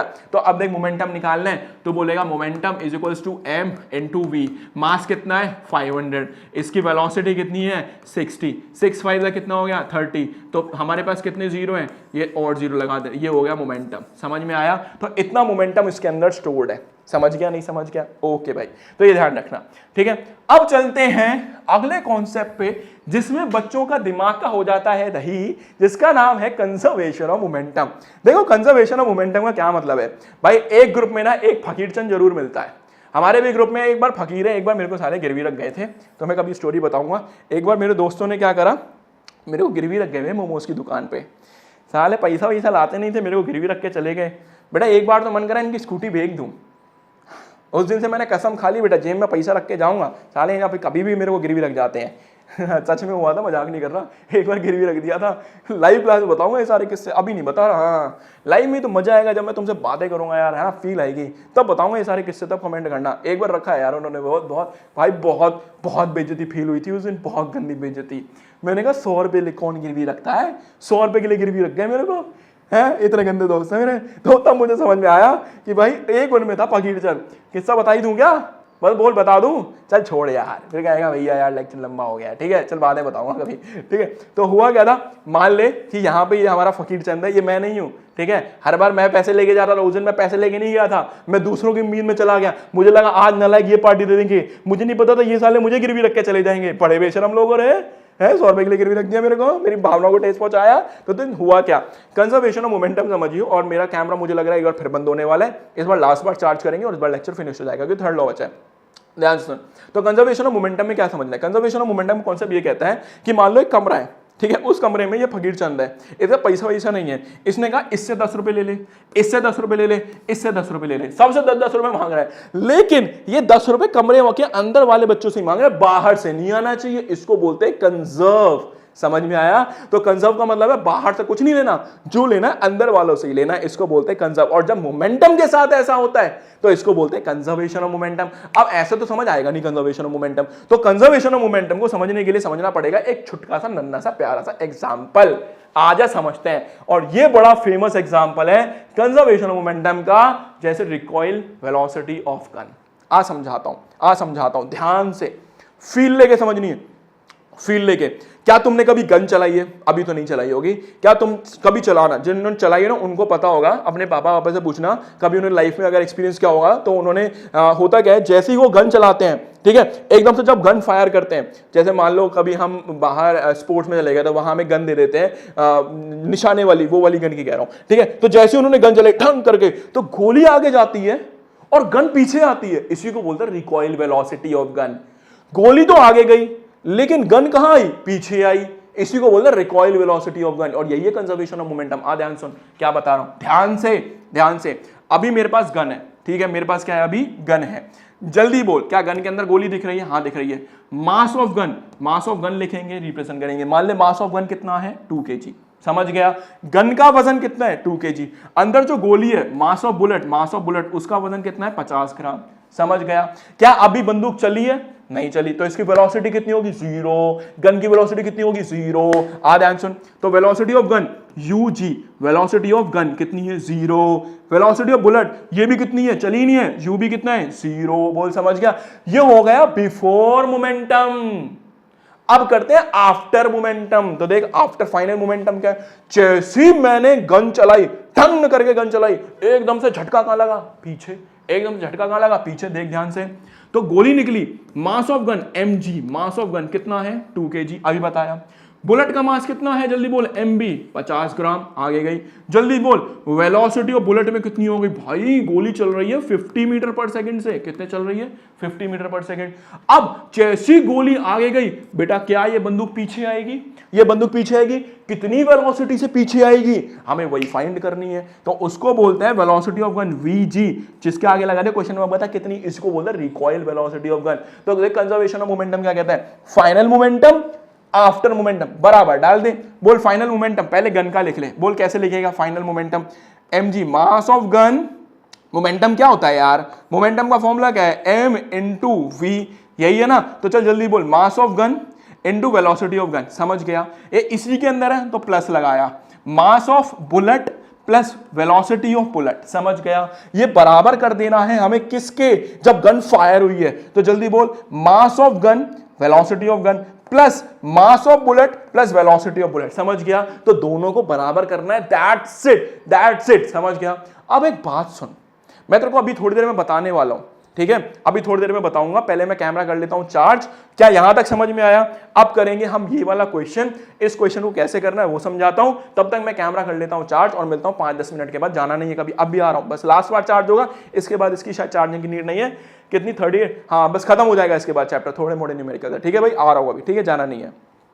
तो फाइनली भाई कैमरा हो गया चार्ज, मुझे ऐसा लगता है कि एक बार और कैमरा चार्ज करना पड़ेगा और हमारा चैप्टर हो जाएगा पूरा का पूरा स्वाहा। तो फटाफट से शुरू करते हैं, कौन से कॉन्सेप्ट को, हमारा रिकॉइल वेलोसिटी ऑफ गन, बहुत ध्यान सुनना भाई, रिकॉइल वेलोसिटी ऑफ गन क्या कहता है, सिंपल है, कुछ नहीं करना, before momentum after momentum conserve करना है, दैट्स इट, ठीक है। क्या कहता है, ध्यान सुन, हमारे पास ना एक गन है, जैसे ही मैंने गन को फायर किया, उसके अंदर बुलेट लोड है, मैंने गन को फायर किया, टक करके फायर किया, गोली तो आगे गई, लेकिन गन कहां आई, पीछे, कितनी वेलोसिटी से पीछे आई, बस हमें वही तो पता लगाना है, गन आगे गई, बुलेट पीछे आई, और सॉरी बुलेट आगे गई, गन पीछे आई, अगर बुलेट पीछे आ गई तो काम उल्टा हो जाएगा बेटा, ठीक है, तो गोली कहां गई, आगे गई, गन कहां आई, पीछे, कितनी वेलोसिटी से पीछे आई, बस हमें यही पता लगाना है, इसी को बोलते हैं रिकॉइल वेलोसिटी ऑफ गन, ठीक है, उल्टा बोल दिया था, बहुत बड़ा धोखा हो गया हमारे साथ, ठीक है, तो अगर गोली उल्टी आगे गन आगे चली गई तो ये तो गड़बड़ हो गया, ठीक है, तो चलो शुरू करते हैं इसको, ध्यान सुनना मैं क्या बोल रहा हूँ, क्या पढ़ा रहा था यार, गोली पीछे जा रही है गन आगे जा रही है, ये तो उल्टा कौन सा पढ़ा रहा हूँ, है ना, गोली पीछे आ गई तो बेटा काम हो जाएगा, बंडा फोड़ हो जाएगा, वो नहीं करना, चलो देखो ध्यान से, ठीक है, क्या बोल रहा था मैं, चलो देखो, सिंपल कॉन्सेप्ट है, अभी हमारे पास जो गन है, सबसे पहले गन का जो वजन दिया हुआ है वो कितना है 2 kg, हमारे पास बुलेट का जो वजन है वो कितना है 20 ग्राम, ये कितनी वेलोसिटी है इसकी 150, और इसकी वेलोसिटी जो पीछे आई है ये हमें फाइंड करनी है, समझ गया। क्या इसके अंदर, अभी इसके अंदर हमारे पास बुलेट लोड है, हाँ जी बुलेट लोड है, तो मैं सिंपल एक काम करता हूं, मैं सिंपल एक काम करूंगा, गन के लिए लिखूंगा मास ऑफ गन mg, क्या ये इनिशियल वेलोसिटी है इसकी, तो मैं लिखूंगा ug, कंफ्यूज मत होना, इनिशियल वेलोसिटी ऑफ गन, समझ गए, यहां पे mb मास ऑफ बुलेट लिखूंगा mb, और इनिशियल वेलोसिटी को लिखूंगा ub, initial velocity of gun, बेटा ये फायर हो गई है तो यहां पे लिखूंगा मैं फाइनल वेलोसिटी ऑफ गन, परेशान नहीं होना क्योंकि तुम्हें mg समझ नहीं आएगा, तो ये बिफोर मोमेंटम, ये आफ्टर मोमेंटम, चल लिखवा बोल, क्या लिखूंगा, गन के लिए लिखवा, सबसे पहले लिखूंगा मास ऑफ गन, साथ में लिखूंगा इनिशियल वेलोसिटी ऑफ गन, आगे बोल क्या लिखूंगा, मास ऑफ बुलेट, फिर लिखूंगा इनिशियल वेलोसिटी ऑफ बुलेट, आगे बोल क्या लिखूंगा, mass of gun, final velocity of gun plus mass of bullet, फिर लिखूंगा फाइनल वेलोसिटी ऑफ बुलेट, यही लिखूंगा कि नहीं लिखूंगा, मास ऑफ बुलेट और फाइनल वेलोसिटी ऑफ बुलेट। यूजी बीजी कॉन्सेप्ट समझ में आ गया, कुछ नहीं है, बोल मास ऑफ गन कितना है 2 kg, सबसे पहले इस 2 किलो को ग्राम में कन्वर्ट कर, पता कितना आएगा 2000 ग्राम, समझ गया, ये कन्वर्ट करना पड़ेगा बेटा, नहीं तो यूनिट अलग हो जाएंगी, कैलकुलेशन में एरर हो जाएगा, ठीक है। चल गन का बता, इनिशियल में कितना है 2000, बोल समझ गया, गन चली ही नहीं है 0, बता मास ऑफ बुलेट कितना है 20, फायर हुई ही नहीं है 0, चल जल्दी बोल मास ऑफ गन कितना है मास ऑफ गन कितना है 2000, फायर हो चुकी है, उसकी वेलोसिटी निकालनी है vg, समझ गया, मास ऑफ बुलेट कितना दिया हुआ है 20, चल vg बोल कितना है, फाइनल वेलोसिटी ऑफ, अरे ये बुलेट है भाई, ये बुलेट है, ठीक है, यहां पे कितना आया 150, बोल समझ गया, अबे ये तो पूरा 0 हो गया, देख 0 + 0, बताइए कितना हो गया 2000 वेलोसिटी ऑफ गन, मल्टीप्लाई में डॉट लगा दिया, ठीक है, आगे बोल इसको मल्टीप्लाई कर, 15 × 30, कितने 0 आ गए 3 0, समझ गया, इसको इधर लेके आ जा, बोल कितना हुआ -3000 बराबर कितना हुआ 2000 × vg, ये डॉट का मतलब ही मल्टीप्लाई होता है, ठीक है, 2000 को नीचे लेके आ जा, चल बोल क्या लिखेगा 3000 डिवाइडेड बाय 2000, हमें निकालनी है वेलोसिटी ऑफ गन, 0 0 काटा 0 से 0 काटा 0 से, ये कितना आया 1.5 मीटर पर सेकंड, और ये क्या निकल गई वेलोसिटी ऑफ गन। अब ध्यान से सुनियो भैया, मतलब कि जब गोली आगे 150 से जाएगी तो बुलेट पीछे 1.5 मीटर पर सेकंड से आएगी। भैया माइनस क्यों लगाया? बेटा माइनस बता रहा डायरेक्शन को कि गोली आगे गई और गन पीछे आई। समझ गया? अब तू सोच एक बात, अगर मैं इस गन का वजन भी 20 ग्राम कर दूं, बात समझ रहा है, 20 ग्राम कर दूं तो क्या होगा बेटा? जितनी स्पीड से गोली गई है ना उसी स्पीड से बंदूक आएगी, गोली का ही काम करेगी। इसलिए बंदूक को भारी बनाया जाता है। 2 किलो 4 किलो 5 किलो की गन बनाई जाती है। समझ में आया? ताकि उसकी रिकॉइल वेलोसिटी कम हो जाए। जितनी भारी बंदूक उतना धीरे पीछे आएगी। समझ गया? जितनी हल्की बंदूक अब भाट से मारेगी, शोल्डर तोड़ देगी। बेटा समझ रहा है? तो ध्यान रखना इस कॉन्सेप्ट को। आ जा इस कॉन्सेप्ट पे एक न्यूमेरिकल और करते हैं। सिंपल कॉन्सेप्ट है, बहुत सिंपल। क्या कहता है कॉन्सेप्ट? ये कहता है, क्वेश्चन ये कहता है, हमारे पास एक बच्ची है, 40 किलो इसका वजन है, भाग कर आई 5 मीटर से। तो इनिशियली भाग के आ रही है, भाग कर आई, हमारे सामने काट रखा है 3 किलो का, रुका हुआ है 0, और उसके आगे ऊपर ऐसे चढ़ गई, और चढ़ने के बाद दोनों का मास ऐड हो गया। दोनों का मास ऐड हो गया। क्या दोनों की वेलोसिटी अब कॉमन हो गई कि नहीं हो गई? तो बस हमें ये कॉमन वेलोसिटी निकालनी है। सिंपल है कि नहीं है? हाँ भाई ध्यान सुन, चल ध्यान सुन। मैं मान लेता हूं कि ये इनिशियल है, ये हमारा बच्ची का है। मैं लिख देता हूं, ये हमारा किसका? ये हमारा गर्ल का है, और ये हमारा किसका है? काट का डाटा है, और ये हमारा कोलैब वाला डाटा है। कोलैब का मतलब दोनों एक साथ मिक्स हो गए। समझ गया? जल्दी बोल, मास ऑफ बच्ची कितना है? 40। वेलोसिटी कितनी भाग कर आई बच्ची हमारी? 5। समझ गया? प्लस मास ऑफ कार्ट कितना है भैया? मास ऑफ कार्ट है 3। बोल समझ गया? जल्दी बोल, इसकी वेलोसिटी रुका हुआ है 0। इजी है कि नहीं है? बहुत सिंपल है। अब आगे बता, जब दोनों कूदे तो क्या इनका मोमेंटम कंबाइन हो गया? इनका फाइनल मोमेंटम कंबाइन हो गया? जल्दी बोल, जब फाइनल मोमेंटम कंबाइन हुआ, बच्ची इसी के ऊपर है, तो बता, इसका मास था 40, इसका मास था 3, तो 40 प्लस 3 कितना हो गया टोटल मास? 43। तो चल इसकी जगह डायरेक्ट लिख, बोल क्या लिखेगा? मास हो गया भैया 43। अब हमें वेलोसिटी उसकी निकालनी है वी। चल जल्दी बोल बेटा, ये हो गया 5 4 से 20, 200, ये हो गया 0, ये आ गया 43 इंटू वी, डॉट का मतलब इंटू होता है, ठीक है? तो 200 बराबर क्या आ गया? 43 वी। चल बेटा डॉट लगा दे यहाँ पे, तो 200 बाय क्या कर दे? 43 बराबर क्या आया? वी। काट, लगभग ये आएगा 4.3 मीटर पर सेकंड। ये आ गई हमारी वेलोसिटी ऑफ काट। कहने का मतलब अभी मैंने तेरे को बताया शुरू में मोमेंटम वाले कॉन्सेप्ट में, जितना भारी सामान होगा, जितना भारी सामान होगा उसकी वेलोसिटी इतनी कम हो जाएगी। तो देख, पहले वेलोसिटी कितनी थी? 5। जैसे उसके ऊपर चढ़ती है बच्ची, अब वेलोसिटी कितनी हो गई? थोड़ी सी कम हो गई। कितनी हो गई? 4.3। आ गई फाइनल वेलोसिटी। कितना सिंपल क्वेश्चन था। आजा भाई फाइनली अब मूव करते हैं हमारे सेकंड लॉ। सेकंड लॉ पढ़ लिया बेटा, सेकंड लॉ पढ़ लिया तूने। अब करते हैं हमारा फाइनली सेकंड लॉ। और सेकंड लॉ क्या कहता है? सेकंड लॉ ये कहता है कि rate of change of momentum is directly proportional to the force applied. खत्म भैया, जितना फोर्स अप्लाई करोगे उतना मोमेंटम में चेंज आएगा।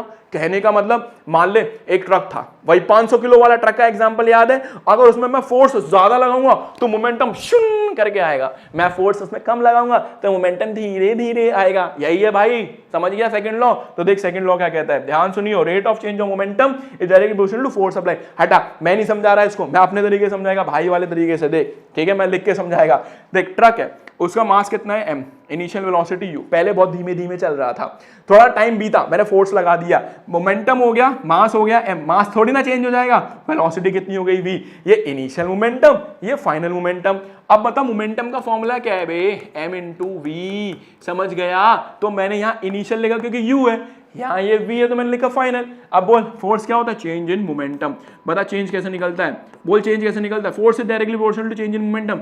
p final minus p initial upon time. Rate है तो टाइम तो लेना पड़ेगा, कितने समय में कितना चेंज आया। समझ रहा है कि नहीं समझ रहा है? ओके, जल्दी बोल फाइनल क्या है बेटा? फाइनल क्या है? mv माइनस क्या है? mu अपॉन क्या निकल कर आया? टाइम। जल्दी बोल बेटा, m क्या आ गया? कॉमन। बोल क्या लिखेंगे? v minus u by T. अब यार तुमने मोशन वाले चैप्टर में जब मैंने तुम्हें पढ़ाया था, v minus you by T किसके बराबर है? a के बराबर। पढ़ा था नहीं पढ़ा था? आ डाल दे, तो f बराबर क्या निकल कर आया? बोल m। अबे हे बे m, और इसकी जगह क्या लिख सकते हैं? a। तो f का फॉर्मूला क्या बन गया? m into a। तो फोर्स का एक और नया फॉर्मूला आ गया, f is equals to m into a, जो यूजुअली हम ज्यादातर ये यूज करते हैं, ठीक है? तो एक्चुअल में न्यूटन सेकंड लॉ यही कह रहा था कि जितना ज्यादा फोर्स लगाओगे उतना ट्रक का मोमेंटम चेंज हो जाएगा। यही तो सच्ची बात है ना, जितना फोर्स लगा उतना गाड़ी भन करके भागेगी, उतना उसके अंदर क्वांटिटी ऑफ मोशन ज्यादा स्टोर हो जाएगा, उतना वो दूर तक जाने की ट्राई करेगी। सिंपल यार, सिंपल यार। अब यही है पूरी राम कहानी लिखी है, पी फाइनल मेरे को नहीं समझ में आया, तेरे को ये समझ में आ गया ना सिंपल कंसेप्ट? ओके भाई, चल आगे चलते हैं। अब ये हमारा न्यूटन का सेकंड लॉ समझाने के लिए मेरा कैमरा फिर से एक बार ब्लिंक करने लग गया है, पर मैं इसको समझा के जाऊंगा, ठीक है? ये फटाफट समझा दूंगा। देख क्या कह रहा है, हमें क्या करना है, फोर्स और एक्सेलरेशन के बीच का रिलेशन निकालना है। फोर्स और एक्सेलरेशन मतलब हम धक्का कितना मारेंगे, गाड़ी कितनी तेज चलेगी, that is called acceleration. Simple concept यही कहता है कि कितना फोर्स लगा है, कितना एक्सेलरेशन है। ध्यान सुनियो क्या कह रहा है, मान ले आपको क्या करना है, आपको सबसे पहले एक कहीं से माचिस की डब्बी चुरानी है, ठीक है? माचिस की डब्बी चुराने के बाद उसमें यहाँ पे पेंसिल लगा दे, और पेंसिल लगाने के बाद यहाँ पे बॉल बेरिंग लगा दे, आगा एक धागा लगा दे और आगे एक कप लगा दे। बोल समझ गया? आगे एक धागा लगा के ऐसे कप लगा दे, और कप लगाने के बाद अपना एक्सपेरिमेंट करते शुरू। तो देख क्या कह रहा है, ध्यान सुन। टेबल के ऊपर हमने गाड़ी रख दी, गाड़ी को किससे कनेक्ट कर दिया हमने, यहां गाड़ी को कनेक्ट कर दिया पुली से, और पुली में यहां क्या लटका दिया, ये लटका दिया। अब ध्यान सुन, ध्यान सुन, जल्दी बोल, जल्दी बोल। जैसे जैसे मैंने इसमें थोड़ा सा पानी भरा, क्या गाड़ी आगे आनी शुरू होगी? क्या इसमें वेट लगेगा, वेट बढ़ेगा? अबे वेट क्या है, वेट इज अ फोर्स। अभी बताया था थोड़ी देर पहले कि भैया ये ग्रेविटी के इन्फ्लुएंस में, इसका मतलब ये वेट जो है फोर्स की बात हो रही है। तो यहां पे फोर्स लगेगा। जैसे जैसे मैं पानी भरूंगा, जैसे जैसे मैंने मान ले इतना पानी भरा, इतना पानी भरा, तो फोर्स लगा, वेट बढ़ा। समझ गया? फोर्स लगा, वेट सेम ही है दोनों।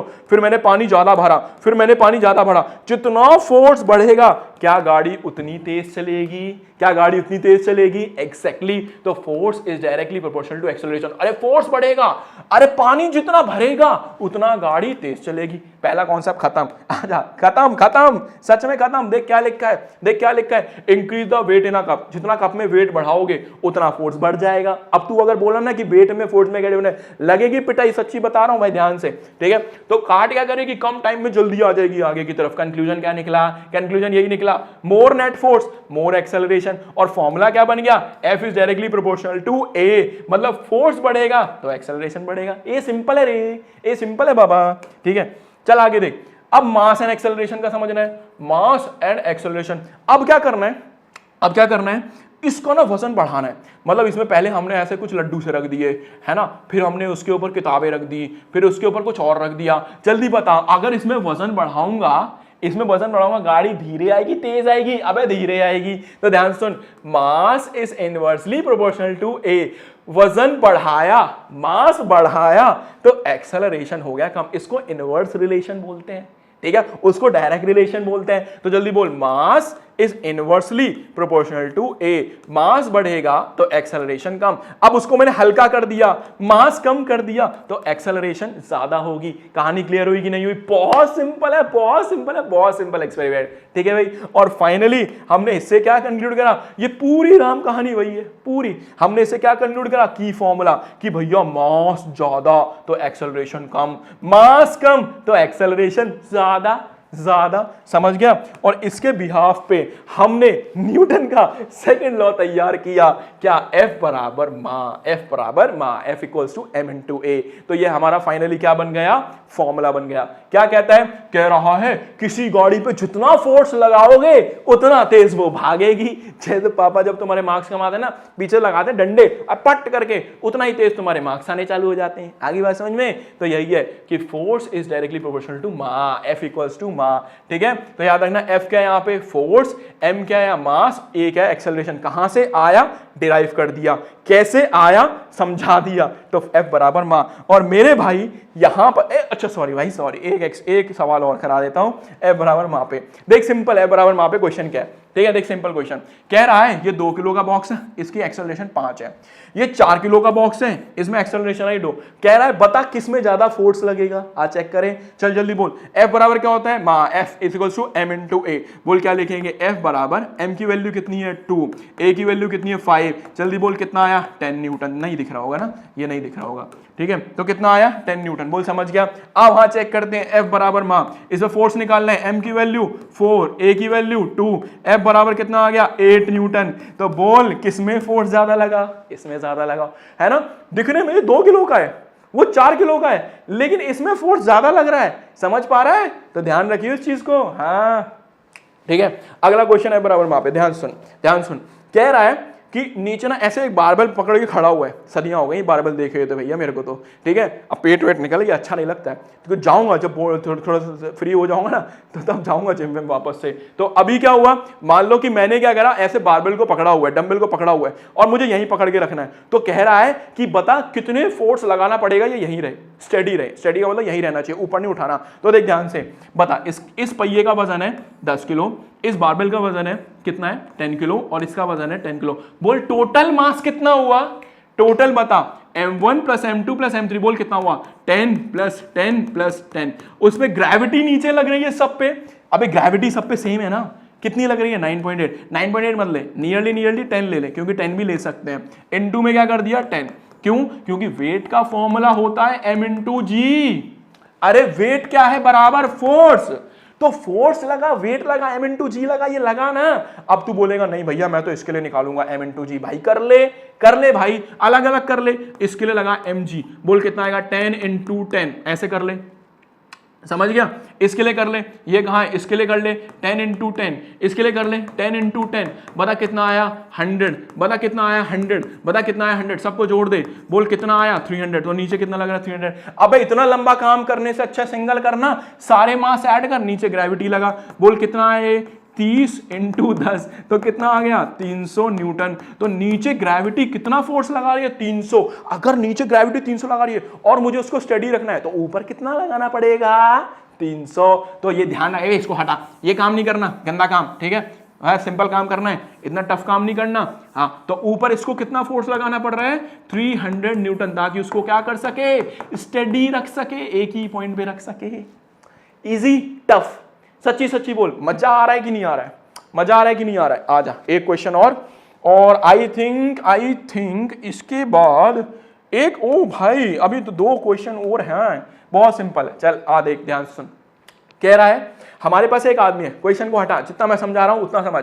कह रहा है हमारे पास एक आदमी है, उसने यहां से 50 न्यूटन का फोर्स लगाया, पीछे वो मॉन्स्टर 50 न्यूटन का फोर्स लगा रहा है, बता कितना एक्सेलरेशन आएगा।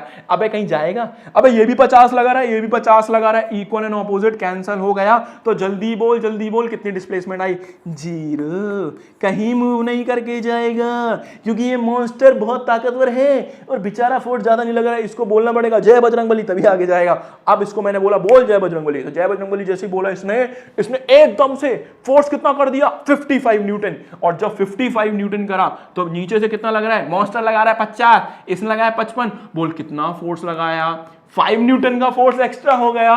तो 5 न्यूटन का फोर्स एक्स्ट्रा हो गया, समझ गया। चल अब बताना है कि ये 25 किलो का बॉक्स है, 5 न्यूटन का फोर्स एक्स्ट्रा है, तो 2 सेकंड बाद कितना डिस्प्लेस हो जाएगा। इसमें मोशन की इक्वेशन यूज होगी, आ देख ध्यान से कैसे करना है। तो सबसे पहले F इक्वल्स टू मान लगा, बोल फोर्स कितना आया 5 न्यूटन, समझ गया। मास कितना है जल्दी बोल 25, एक्सेलरेशन निकाल, नीचे लेके जा, बोल कितना आया एक्सेलरेशन, काट इसको 5155, कितना आया एक्सेलरेशन 1/5 मीटर पर सेकंड स्क्वायर, समझ गया। अब 2 सेकंड के बाद कितनी दूर चला जाएगा वो निकालना है। मोशन की सेकंड इक्वेशन लगा दे, s डिस्टेंस निकालने के लिए, s equals to ut plus half at square. बोल u कितना है, पहले रुका हुआ था 0 इंटू टाइम कितना है 2 प्लस हाफ, एक्सेलरेशन तेरा कितना मिला 1/5, टाइम कितना दे रखा है 2, तो यहां पे t की जगह क्या करेगा 2 का स्क्वायर, तो 2 का स्क्वायर की जगह 2 इंटू 2 लिख दूं। बोल समझ गया, s बराबर, ये तो आ गया मेरे भाई 0, समझ गया। बोल आगे क्या लिखूंगा, ये 2 से 2 कैंसल, ये 5 1 5 और ये गया 0.4, 5 4 20, तो ये हो गया प्लस 0.4, तो s बराबर क्या निकल कर आया 0.4 मीटर। मतलब कि जब ये आदमी इस बॉक्स को धक्का मारेगा तो सिर्फ इतने फोर्स से 0.4 मीटर ही जाएगा। 1 मीटर के आसपास इतना होता है, तो मान ले बहुत थोड़ा सा ही खिसकेगा, ज्यादा नहीं खिसकेगा, समझ गया। तो ये ध्यान रखिए। अब आजा अगले क्वेश्चन पे। मेरा कैमरा कभी भी हो सकता है बंद मेरे भाई, क्योंकि ये बहुत देर से टुक टुक टुक टुक कर रहा है, तो अब जल्दी से ये टुक टुक टुक ना करे, उसके लिए मैं पहले आपको ये समझा देता हूं, ठीक है। ध्यान सुन, अब इंटरेस्टिंग क्वेश्चन, ध्यान सुनना। कह रहा है आपको यहाँ पे क्या निकालना है, हमें यहाँ पे फोर्स निकालना है, ठीक है। यहाँ पे क्या निकालना है, फोर्स। हमें एक ग्राफ दिया हुआ है बेटा, देखो ग्राफ में तुम्हें प्रॉब्लम आती, इसलिए मैंने पहले से तुम्हें इमेज बनाई। देख, इस तरफ पॉइंट करा है वेलोसिटी, इस तरफ प्लॉट करा है हमने टाइम। जल्दी बोल वेलोसिटी और टाइम का ग्राफ क्या देता है, जल्दी बोल। वेलोसिटी बाय टाइम क्या देता है, एक्सेलरेशन। क्या देता है, एक्सेलरेशन। ये ध्यान रखिएगा, ध्यान रखिएगा। अभी छोड़ नहीं समझ में आ रहा तो ध्यान दे। बोल इधर वेलोसिटी कितनी है, 0, इधर वेलोसिटी कितनी हो गई, 10, यहां से यहां तक जाने में टाइम कितना लगा, ओनली 5। समझ गया। तो बोल रहा है पहला केस कि 0 से 5 जाने में हमें क्या करना है, फोर्स बताना है कि यहां से यहां तक जाने में गाड़ी ने कितना फोर्स लगाया, गाड़ी ने कितना फोर्स लगाया। 2 मैं सिखा रहा हूं, अगला खुद करेगा और आंसर बताएगा। चल शुरू करूं, जल्दी बोल। इनिशियल वेलोसिटी कितनी है गाड़ी की, देख ग्राफ से 0 है। फाइनल कितनी हो गई, देख 10 हो गई कि नहीं हो गई, ओके। टाइम कितना लगा, 5। चल जल्दी बोल, इनिशियल फाइनल वेलोसिटी कितनी है, 10। इनिशियल कितनी हो गई, 0। हमें क्या निकालना है, एक्सेलरेशन निकालना है। टाइम कितना लगा, जल्दी बोल, 5। चल एक काम कर, 10 बराबर क्या आया, 5a। समझ गया, तो 0 हो गया। 5 को नीचे ले जा, 10/5 बराबर a। समझ रहा है, काट दे इसको। तो a की वैल्यू कितनी आई, 2 मीटर पर सेकेंड स्क्वायर। आ गया a। अब हमें फोर्स निकालना है, F बराबर क्या होता है, माँ। तो m की वैल्यू हमें कितनी दे रखी है, 1500, तो यहां डाल दे 1500। a की वैल्यू कितनी दे रखी है बेटा, 2। तो हमने फोर्स कितना निकाला, 3000 न्यूटन। तो इतना फोर्स लगा 3000 न्यूटन का। चल अगला क्वेश्चन, अब बंद होने वाला है बेटा, अब बंद हो जाएगा कैमरा, ठीक है। तो अब ध्यान सुन, अब हमें यहां से यहां तक के लिए निकालना है। टाइम दे रखा है उसका, जल्दी बोल। यहां इनिशियल वेलोसिटी कितनी है, 10, फाइनल वेलोसिटी भी कितनी है, 10, लेकिन यहां से यहां तक टाइम कितना लगा, 5। 5 से 10 जाने में 5 सेकंड लगी ना। तो देख ध्यान से, इनिशियल भी 10, फाइनल भी 10, वेलोसिटी कितनी, टाइम कितना लगा, 10, गाड़ी का वजन कितना है, 1500। आ चल जल्दी बोल, ये कितना है, 10 बराबर कितना है, 10 प्लस a की वैल्यू हमें निकालनी है। टाइम है 5। बोल इधर गया 10 - 10 बराबर कितना आ गया, 5a। बोलिए कितना आ गया, 0/5a। तो 0/5a, बता a की वैल्यू कितनी आ गई, 0। एक्सेलरेशन 0। चल आ जा, F बराबर क्या हो गया, माँ, ma। जल्दी बोल, मास कितना दिया हुआ है, 1500। a कितना है, 0। F कितना आ गया, 0 न्यूटन। इसका मतलब यहां पे कांस्टेंट वेलोसिटी थी और एक्सेलरेशन नहीं लगा। वही तेरे को वो वाला एग्जांपल याद है, कौन सा वाला, जो चंद्रमा पे अपने ने फुटबॉल में लात मारी थी कि एक बार लात मार दी फिर अपने आप चलती जा रही है। हमने फोर्स कहां दिया, कांस्टेंट वेलोसिटी से चल रही है, वही है ये। समझा, समझा। अब देख क्या कह रहा है, थर्ड केस कह रहा है कि यहां से यहां तक के लिए निकालनी है। बता, इनिशियल कितनी है, 10, फाइनल कितनी हो गई, 0, और यहां से अंदर टाइम कितना लगा, 5। 10 से 15 जाने में 5 लगेगा। तो देख, इनिशियल कितनी है, 10, फाइनल कितनी हो गई, 0। कर लेगा या करा दूं, चल करा दूं यार, फिर तुम कहते हो भैया सारे कराया करो। फाइनल कितनी हो गई, 10, फाइनल कितनी हो गई, 0। इनिशियल कितनी है, 10 प्लस एक्सेलरेशन हमें निकालना है। टाइम कितना है, 5। जल्दी बोल, ये कितना आया, -10 यार, नहीं तो फिर परेशान हो जाएगा, 0। बोले कितना हो गया, 10 प्लस कितना हो गया, 5a। बोल समझ गया, इधर ले जा। तो -10 बराबर कितना हो गया, 5a। -10/5, ये a की वैल्यू कितनी आ गई बेटा, बोल, -2 मीटर पर सेकंड स्क्वायर। समझ गया। अब a की वैल्यू को माँ में डाल दे, ऐसे F = माँ वाला फॉर्मूला में। बोल क्या लिखेगा, m की वैल्यू कितनी है, 1500, a की वैल्यू कितनी है, -2। बोल क्या लिखेगा, -3000 न्यूटन। तो यहां फोर्स कितना लगा, -3000 न्यूटन। समझ में आ गया। तो यहां पे ये वाला सवाल भी हो गया खत्म। अब हमारा लास्ट टॉपिक इंपल्स, इसको समझा रहा हूं, फिर न्यूटन के थर्ड लॉ पे आ रहा हूं और चैप्टर को कर देते हैं खत्म, फिनिश, टाटा बाय बाय। समझ गया। अब देख इंपल्स क्या होता है, ध्यान सुनियो। क्या तूने फोर्स पढ़ा है, F is directly proportional to क्या था, माँ, m × a। समझ गया। जल्दी बोल, m की वैल्यू, a की वैल्यू क्या होती है, चेंज इन वेलोसिटी। अभी पढ़ा ना, F बराबर क्या है, m × a। समझ गया। F बराबर a क्या होता है, change in velocity upon change in time. क्या फोर्स और टाइम का रिलेशन दिख रहा है, इनवर्स। बोल क्या लिखेगा, F is inversely proportional to time. ध्यान सुन, एक जो क्रिकेटर है, जो क्रिकेट खेलता है, उनको पता है, जब वो कैच करते हैं तो कैच को ऐसे करते हैं। क्यों, क्योंकि वो क्या करते हैं, टाइम को बढ़ा देते हैं। और जब वो टाइम को बढ़ा देते हैं तो फोर्स क्या हो जाता है, कम हो जाता है, तो हाथ में इंजरी नहीं होती है। देख ध्यान से, टाइम को बढ़ा दिया तो फोर्स क्या हो गया कम हो गया। चलो कैच करा, कैच करते हुए वो ऐसे करते हैं, क्यों करते हैं, ताकि टाइम बढ़ जाए और लगने वाला फोर्स कम हो जाए। टाइम बढ़ जाए, लगने वाला फोर्स कम हो जाए, ये सिंपल। और इसी को बोलते हैं इंपल्स। इंपल्स का मतलब क्या है, इंपल्स का मतलब क्या, long force acting for a short time. एक बहुत बड़ा फोर्स थोड़े समय के लिए जो लगता है, इसी को बोलते हैं इम्पल्स। समझ गया? तो ये डेफिनेशन याद रखना, कॉन्सेप्ट मैंने तुम्हें वहां पे समझा दिया। और फाइनली हम अपने मूव करके आ चुके हैं आज के लास्ट कॉन्सेप्ट पे। अब बेटा बहुत सिंपल कॉन्सेप्ट बचा है, न्यूटन का थर्ड लॉ। न्यूटन के सेकंड लॉ पे बहुत सारे क्वेश्चंस आते हैं पेपर में, तो अच्छे से करना। कोई भी समझ में ना आए तो मुझे कमेंट करना, ठीक है भाई? तो न्यूटन का थर्ड लॉ करने से पहले मैं लास्ट बार कैमरा करूंगा चार्ज, और इसके बाद हार्डली समझ ले 10 मिनट में न्यूटन का थर्ड लॉ साफ, ठीक है? अब भी आ रहा हूं, जाना नहीं, ठीक है बच्चे? तो फाइनली भाई हमारा लास्ट बार कैमरा हो गया है चार्ज। उससे पहले मंडे ट्यूसडे जैसा कुछ हो जाए, उससे पहले मैं एक काम करता हूं, इसको फटाफट रिकॉर्ड कर लेता हूं, क्योंकि बाहर हो रहा है मौसम बहुत ज्यादा खराब, अभी देखा मैंने जाके। तो सुनो हो क्या रहा है। एक्चुअली मंडे ट्यूसडे को लेक्चर क्यों नहीं आ पाया, उसका मैं तुम्हें कारण बताता हूं। एक्चुअल में क्या हुआ था बेटा, सैटरडे को सारी चीजें रेडी हो गई, प्रेजेंटेशन रेडी हो गई, थंबनेल रेडी हो गया, सारी चीजें, इवन प्रैक्टिस सब कुछ कंप्लीट हो गया, जो होना था वो सब हो गया। लेकिन संडे को हमारे यहाँ कट जाती है लाइट में कोई फॉल्ट हो जाता है, ना पूरे संडे लाइट आती है ना पूरे मंडे लाइट आती है। अब मंडे लाइट आई नहीं, ये इन्वर्टर पे चल नहीं सकता, क्योंकि ये पैनल हैवी होता है, ये चल नहीं सकता, तो भाई लेक्चर रिकॉर्ड कैसे हो। फिर उसके बाद क्या हुआ, ट्यूसडे को जैसी लाइट आई वो इतनी हाई वोल्टेज आ गई कि मेरा जो इन्वर्टर था वो बुम कर गया, ठीक है? तो वहां लाइट चली गई। तो ये एक मेन प्रॉब्लम आ रही है यार हमारे यहाँ, कि सबसे ज्यादा इशू ये था, लाइटनिंग का इशू था। दूसरा मेरे भाई, मेरे पास एक बच्चे का कमेंट आया जिसका नाम है आराध्या। तो आराध्या बेटा, ये लेक्चर आपके लिए स्पेशली बहुत अच्छे से पढ़ना है आपको। बाकी और भी मेरे प्यारे बच्चे जिनका नाम है अंश गुप्ता और सार्थक, एक बच्चे हैं जिनकी मेरे से कल बात हुई थी इंस्टाग्राम पे। तो सार्थक, ये लेक्चर अच्छे से पढ़ना बेटा, ठीक है? चलो अब शुरू करते हैं फाइनली न्यूटन का थर्ड लॉ, ठीक है? और फिनिश करते हैं इसको, नहीं तो पता चला लाइट फिर से चली गई, हम बातें करते रह गए, और वो मैं चाहता नहीं हूं कि इस बार ऐसा हो जाए। आज लेक्चर जाना चाहिए किसी भी कीमत पे 6 बजे, ठीक है? तो देखो भाई, तो अब करते हैं न्यूटन का थर्ड लॉ। न्यूटन का थर्ड लॉ ये कहता है कि every action has equal and opposite action. क्या मतलब है भैया इसका मतलब ये है कि मान लीजिए एक बॉक्स है, अगर बॉक्स पे मैं 5 न्यूटन का फोर्स लगा रहा हूं, तो भैया बॉक्स भी क्या करता है, मेरे ऊपर 5 न्यूटन का फोर्स लगाता है उल्टी दिशा में। समझ में आ गया? जैसे मान ले ये डिजिटल बोर्ड है, अगर मैं इसको आगे पुश करूंगा, क्या ये उधर लुढ़क रहा है? नहीं लुढ़क रहा। क्यों नहीं लुढ़क रहा? क्योंकि बॉक्स भी मेरे ऊपर क्या लगा रहा है, उतना ही फोर्स लगा रहा है। हाँ, अगर मैंने बाहुबली बन गया, मैंने फोर्स ज्यादा मार दिया, तो शायद ये लुढ़क भी जाए उधर, तो वो अलग केस है। तो every action has equal and opposite action, this is Newton third law.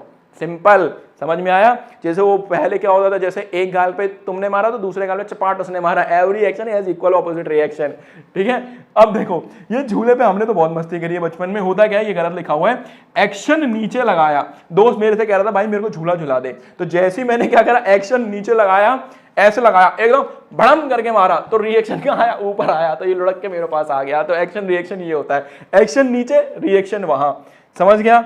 आगे देख, जब एक बच्ची हमारी साइकिल को पेडल मारती है, ठीक है, तो वो क्या करती है, ऐसे पीछे की तरफ, पैर को ऐसे पीछे की तरफ पुश करती है, तो पैर से जमीन को ऐसे पुश कर रही है, और साइकिल कहां जा रही है, आगे जा रही है। एक्शन कहां हुआ, पीछे, रिएक्शन कहां आया, आगे। समझ रहे? न्यूटन थर्ड लॉ कितना सिंपल है। अब आगे देख, ये बच्ची है हमारी, है ना, ये क्या कर रही है ये हमारी बच्ची क्या कर रही है कि जो ये है शाफ्ट है, इसको कहां पीछे कर रही है, ऐसे पीछे पुश कर रही है, तो फोर्स कहां लगा रही है, पीछे, और रिएक्शन कहां आ रही है, आगे। एक्शन रिएक्शन, सिंपल है कि नहीं है? अब आगे देख, ये मेरा भाई है, ये भाई क्या कर रहा है, जब चलता है तो जमीन को कहां पुश करता है, पैर से, पीछे। देख ये जमीन है, ऐसे पीछे पुश कर रहा है, और जमीन इसको आगे पुश कर रही है। समझ रहा है? इसी को बोलते हैं फ्रिक्शन। तो याद रखना, ये जमीन को कहां पुश कर रहा है, पीछे, जमीन इसको कहां पुश कर रही है, आगे, जिससे चल पा रहा है। तो एक्शन कर रहा है पीछे, रिएक्शन आ रहा है आगे, और इसी को एक कॉन्सेप्ट का नाम दिया था फ्रिक्शन। अगर मान ले वहां पे फ्रिक्शन क्या हो जाए, कम हो जाए, तो स्लिपरी हो जाएगा, गिर जाएगा। तो यहां पे लिखा हुआ है, without friction our feet would slip in backward and we would fall, हम गिर जाएंगे। समझ गया? तो सिंपल एक्शन रिएक्शन का यही कॉन्सेप्ट है, और कोई खतरनाक कॉन्सेप्ट नहीं है। अब आगे देख, एक्शन रिएक्शन के लिए एक्टिविटी के थ्रू समझाया। अब देख एक काम कर, तुमने ये वाली चेयर पे तो कभी ना कभी बैठे ही होगे, है ना, मोस्टली बहुत सारे बच्चों के पास होगी भी ये चेयर। तो होता क्या है, मान ले सामने टेबल लगा हुआ है, जैसी मम्मी ने बोला ए भाई आइयो रे, तो तुम क्या करते हो, एकदम से क्या करते हो, टेबल को ऐसे धक्का मारते हो। जैसे तुम टेबल को आगे धक्का मारते हो, टेबल तुम्हें धक्का मार देती है। तुमने टेबल को आगे पुश करा, टेबल ने तुम्हें पुश कर दिया, और चेयर लुढ़क के कहां गई, पीछे आ गई। यही होता ही नहीं होता है? अब एक काम करना, अब तू बोलेगा भैया टेबल क्यों नहीं गई, अबे टेबल बहुत भारी है, टेबल नहीं जाएगी। समझ गया? तो अब क्या हुआ, टेबल आगे लगी हुई है, तो मैं आगे खींचा, तो तुम टेबल को ऐसे खींचते हो, तो क्या कर रहे हो, टेबल पे फोर्स कहां लगा रहे हो, पीछे। टेबल क्या कर रही है, तुम्हें इधर फोर्स लगा रही है, तो तुमने क्या करा, तुमने टेबल पे इधर फोर्स लगाया, टेबल ने तुम पे इधर फोर्स लगाया, और तुम आगे आ गए। Action reaction equal and opposite. समझ गया? अगला देख, अब क्या है कंक्लूजन। भैया उससे हमने क्या कंक्लूड किया, उससे हमने कंक्लूड किया action reaction force are equal in magnitude and opposite, दोनों बराबर होते हैं और ऑपोजिट होते हैं, समझ गया। They act on different object, अलग अलग ऑब्जेक्ट पे लगते हैं और ये कैंसिल ईच अदर नहीं करते, do not cancel each other, समझ गया। यही सेम ऑब्जर्वेशन लगी हुई है पुल एंड पुश वाली, ये कुछ भी नहीं है, वो एक्सपेरिमेंट हमने समझ लिया। अब देख स्प्रिंग बैलेंस का कॉन्सेप्ट क्या कहता है, एक्टिविटी 6.6 क्या कहती है। एक्टिविटी 6.6 ये कहती है कि तुम्हें दो स्प्रिंग बैलेंस लेने हैं और दोनों को ऐसे खींचना है। क्या लगता है, मान ले, ध्यान सुनियो, मान ले ये उंगली यहीं रखियो, इसको हिलाना नहीं है, इसमें स्प्रिंग बैलेंस बांधा, इसको यहीं रखना है, इसको यहीं रखना है, यहां पे रखा और स्प्रिंग बैलेंस को ऐसे खींच। क्या लगता है, इससे पूरी ताकत लगा दे, क्या लगता है, क्या लगता है कि ये ज्यादा स्प्रिंग बैलेंस दबेगा या ये ज्यादा दबेगा। ध्यान सुन, जब दोनों को खींचेगा ना तो दोनों इक्वल ही आएंगे। तू करके देख ले ये एक्सपेरिमेंट भाई, मजा आ जाएगा, करके देख ले, दोनों इक्वली पुश होंगे। देख ध्यान से, देख पा रहा है, ये यहां तक सेम रीडिंग देंगे। क्यों, क्योंकि न्यूटन का थर्ड लॉ कहता है every action has equal and opposite reaction. तुम एक उंगली से कितनी भी ताकत लगा दो, बेटा ये भी तो ताकत लगा रही है, तो जितनी ताकत तुमने लगाई तो इक्वल एंड ऑपोजिट रिएक्शन मिलेगा वहां पे, समझ गया। तो दोनों तरफ का फोर्सेस क्या मिलेंगे, हमें सेम मिलेंगे। तो यहां पे यही कंक्लूजन कहता है। कंक्लूजन क्या कहता है, कंक्लूजन में ही है हमारा, तो कंक्लूजन ये कहता है the force exerted by one spring balance is equal in magnitude the force exerted by other. जितना तुमने लगाया उसको बैलेंस करने के लिए उतना ही वो लगाएगी, सिंपल की नहीं। हाँ, तो फोर्स इन ऑपोजिट डायरेक्शन, और फोर्स दोनों एक दूसरे क्या लगते हैं, ऑपोजिट लगते हैं, सिंपल। न्यूटन थर्ड लॉ बहुत सिंपल है। आजा न्यूटन थर्ड लॉ का एक बार एनसीईआरटी का एग्जांपल क्या कहता है, मान ले कि यहां पे हमने बलून के अंदर एयर भर दी, एयर कहां निकल रही है, पीछे, ये ऊपर बलून बंधा हुआ रस्सी से, तो बलून कहां जाएगा, आगे। एक्शन रिएक्शन खत्म यार, क्या सिंपल था यार, समझ गया। अब आ जाए ये चंद्रयान वाला एग्जांपल दिया हुआ है एनसीईआरटी में, तो यहां पे कंक्लूजन दिया है एक्शन, बलून जो था वो उसने एयर को पीछे फेंका, तो रिएक्शन कहां आया, इक्वल एंड ऑपोजिट, ये बलून वाला हो गया। अब देख रॉकेट का प्रिंसिपल क्या कहता है, ध्यान सुनियो।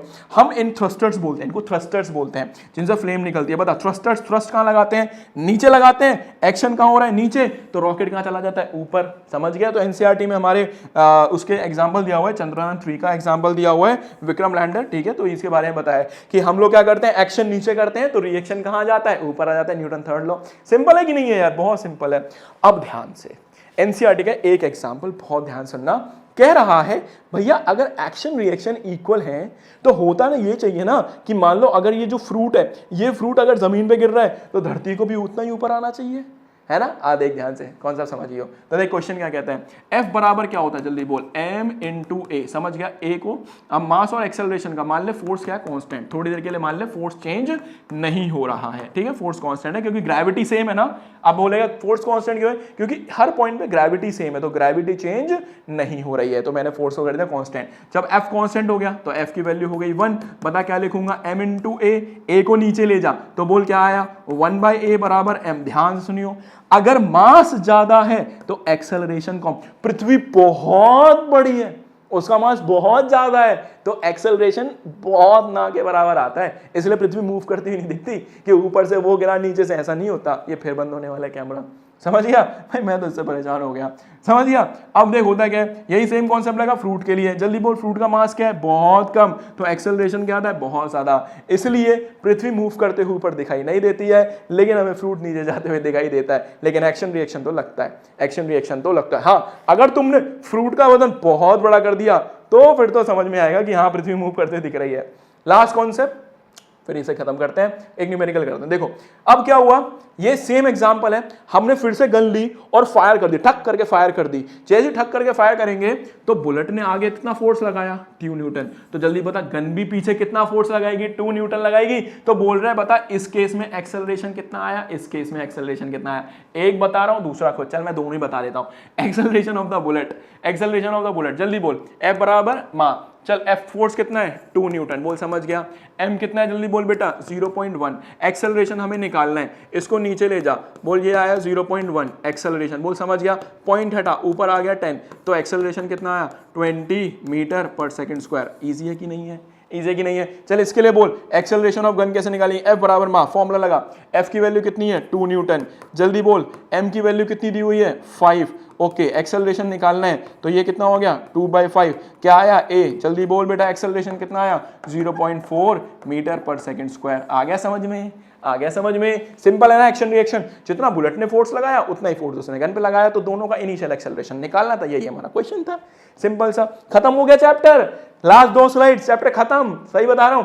अब देख ये रस्सी पे वाला फोर्स है, इसको क्या बोलते हैं, force acting on a system and object. ध्यान सुनियो, हमारे पास दो ऑब्जेक्ट्स हैं, हमारे पास दो बॉक्सेस हैं। ये रस्सी पहले गुड़मुड़ पड़ी हुई थी, हमारे पास ये वाला ही बॉक्स है। मैंने क्या करा, ये गुड़मुड़ थी, रस्सी को पकड़ के यहां से फोर्स लगाना, खींचना चालू करा। मैंने खींचा, क्या रस्सी में एक खिंचाव आएगा, एक टेंशन क्रिएट होगा। अब देख ये बॉक्स क्या कर रहा है, जैसी रस्सी एकदम टाइट हो गई, ये बॉक्स कह रहा है इसको, ओए तू मेरी तरफ आ जा। तो इस पे फोर्स कहां लगा रहा है, इधर टेंशन क्रिएट कर रहा है, खिंचाव क्रिएट कर रहा है। ये बॉक्स कह रहा है अच्छा तू मेरी तरफ आ जा। देख एक्शन रिएक्शन समझ में आया, तो रस्सी में क्या पैदा हुआ, खिंचाव पैदा हो गया, इसी को बोलते हैं टेंशन।